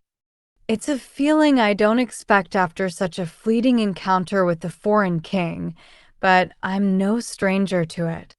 Disappointment is a consequence of hope, and there is always a ghost of hope in my soul, no matter how I wish I could purge it. I stuff the handkerchief into my pocket. Duckwalk and his priests are calming down the villagers, who have started gathering around the dragon, marveling at his wings and strangely human physique. As they start placing bets on whether Rangio can defeat him, I'm quickly forgotten. Is it the cage that makes them admire him and revile me? Would I be an attraction like the dragon if I were chained and imprisoned? My mind likes to torture itself with such questions, but I know better than to seek the answers. I start going after Prince Rangio to remind him of my offer to fight when I see Megu ascending the temple stairs. He's staring at me with curiosity, with unbridled want. He makes himself an obstacle in my path, and never have I missed my mask so acutely. So, you're Kwan's other daughter, he says, smiling widely. His voice is silkier than the handkerchief in my pocket. It's the same tone he uses with Vanna, and that makes me shudder. Impressive stunt with the snakes. I bare my teeth at Megu. I will fight for my sister. At my side, Vanna steps forward, attempting to refuse my offer, but Megu waves her away, as if I interest him more. That's a first. His gaze bores into mine. You can't even handle a few villagers. How do you think you can defeat my dragon? Watch me. I sound more confident than I look. Anyone can see my hands are still shaking. I pull myself to my full height. Understand this. I do not fight for Prince Rangio, but for my sister. If I win, Vanna will walk free of this selection. Vanna grabs my hand and presses fiercely into my palm. You can't, Chani. I won't let you fight. It's too dangerous. My gaze drifts to Ada, stomping down the stairs until he stands wrathfully behind my sister. His mouth is bent into a fierce scowl, and though he won't meet my gaze, the way his fists curl, closed tight like fly traps, tells me all I need to know. Go away, you stupid girl, his look is saying. You're going to ruin everything. I won't go away. I'm not afraid of him. Unlike Duckwalk, Ada doesn't wield any power. He won't act out in front of Vanna's suitors. He won't do anything to lose face. I twist out of Vanna's grip and bow before Prince Rangio. He keeps his expression stony, but his eyes give him away. Hope quavers in them, particularly when they regard my sister. Vanna and Rangio are the same face of one coin. They are gentle and kind, their smiles sweet, because they have never tasted the bitterness of life. Their eyes are bright because they prefer to see the good in the world rather than the truth. I am the other side of that coin, the darkness lurking under their light. Rangio hesitates, not knowing what to say, so I step forward without his permission. I must be drunk on adrenaline from the mob, for I am bolder in this moment than I've ever been in my life. I say, do you accept me as your champion? You are a brave soul, he begins, but you are only a girl? Do not underestimate me. I want to fight. I stare him down. If you do not accept me as your champion, I will fight anyway. You heard the snake, says Mega. She wants to fight. Let her. Rangio grits his teeth, but he nods. First blood will determine the winner. That is not the way it is done, Mega says. They fight to the death. You put forth the challenge. I choose the rules. First blood. Very well. Mega sighs, and I worry he gives in too easily. Then it will be a short fight. The first thing I do is hike up my skirt so I can move faster. One does not wear a dress when brawling with a dragon. A stage is created for us in the center of the square.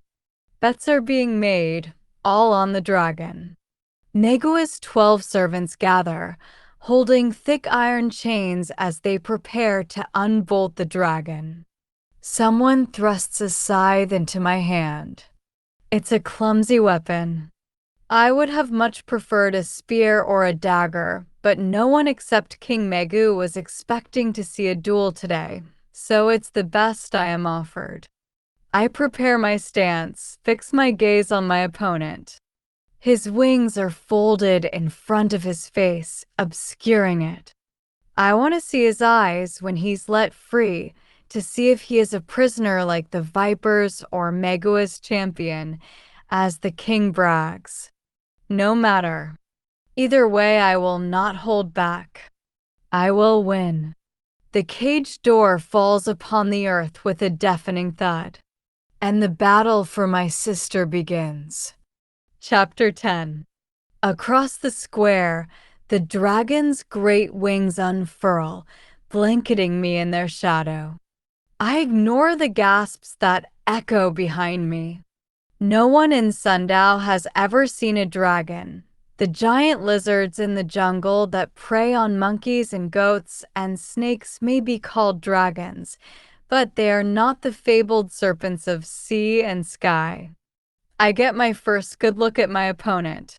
He has the face of a dragon, wildly unkempt eyebrows and crooked horns, along with a winding tail, but he stands like a human, with 2 arms and legs clothed in coarse cotton. The crowd begins to chant dragon, dragon. Yet there is something rather undragon-like about him. Unfortunately, this is not the time to decipher what. I focus on finding a weakness. Sapphire green scales ripple across his limbs and torso. The colors are like the sea at dawn, when the sun tickles the waters with light fresh from heaven. Even their beauty is a weapon. They stipple his flesh, making it difficult to pin down a vulnerable spot. His wings are fearsomely long, spiked along the edges and webbed like a bat's. I can tell what everyone is thinking.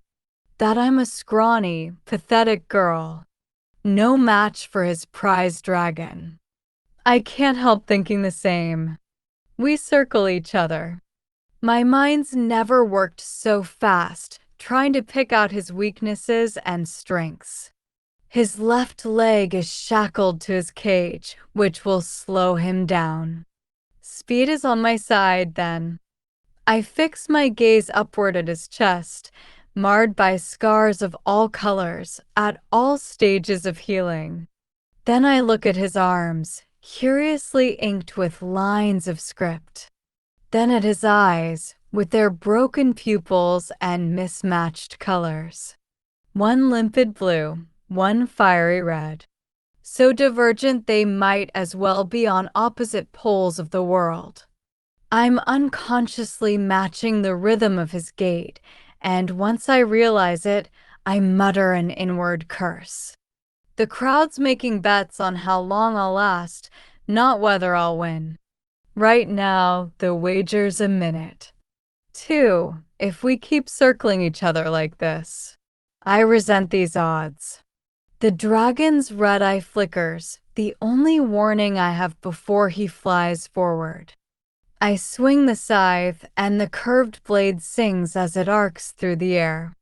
But I don't even get close. I was wrong about his speed.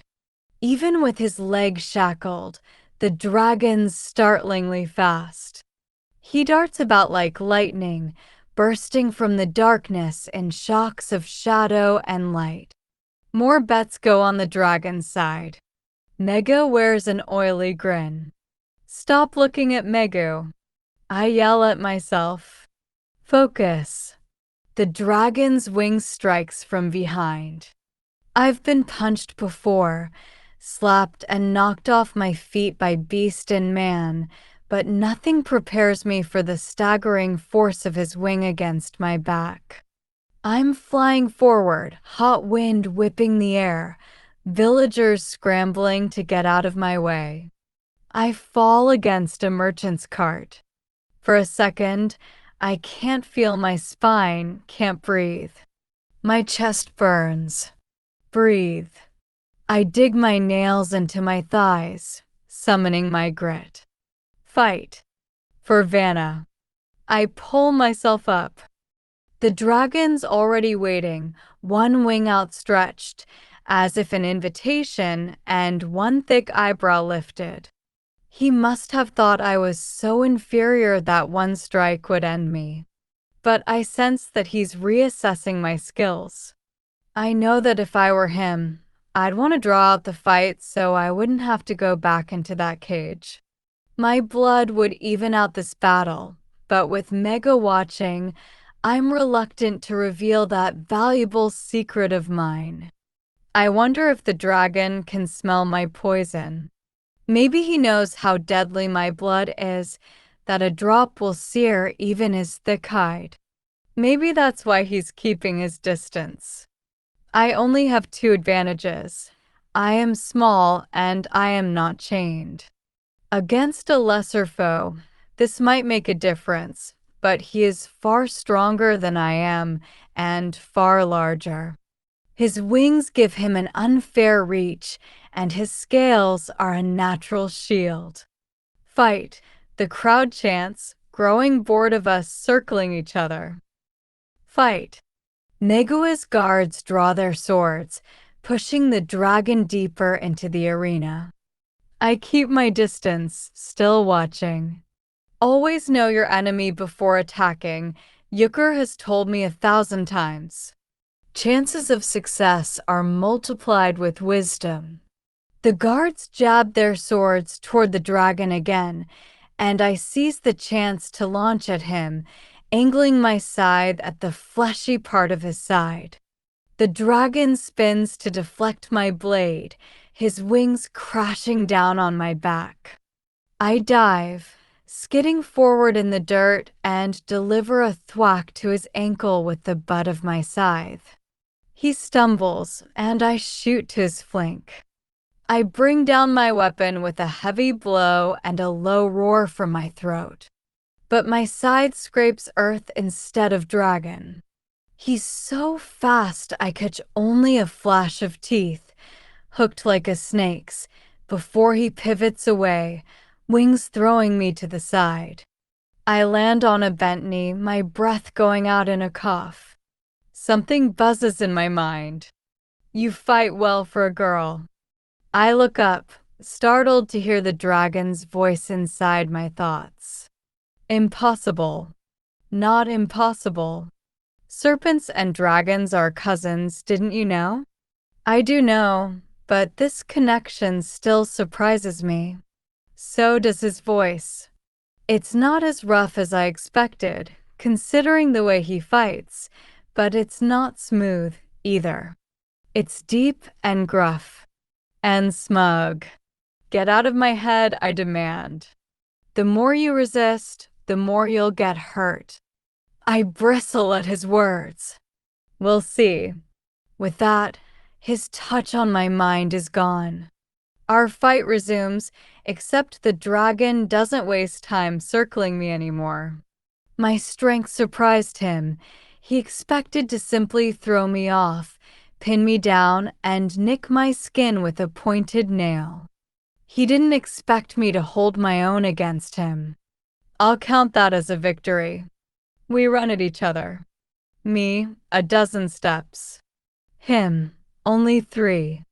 Every time I attack, he dances 2 beats ahead, evading my blow and delivering one of his own. He's been a silent opponent, unlike me with my cries and grunts. But when I start slashing at his wings and nearly slice off a webbed edge, he lets out an angry, earth-shattering roar. He knocks the scythe out of my hand and flings me to the other side of the marketplace.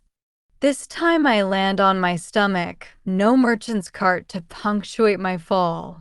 Blood gushes into my mouth, and I feel my teeth with my tongue. Half a tooth is broken off.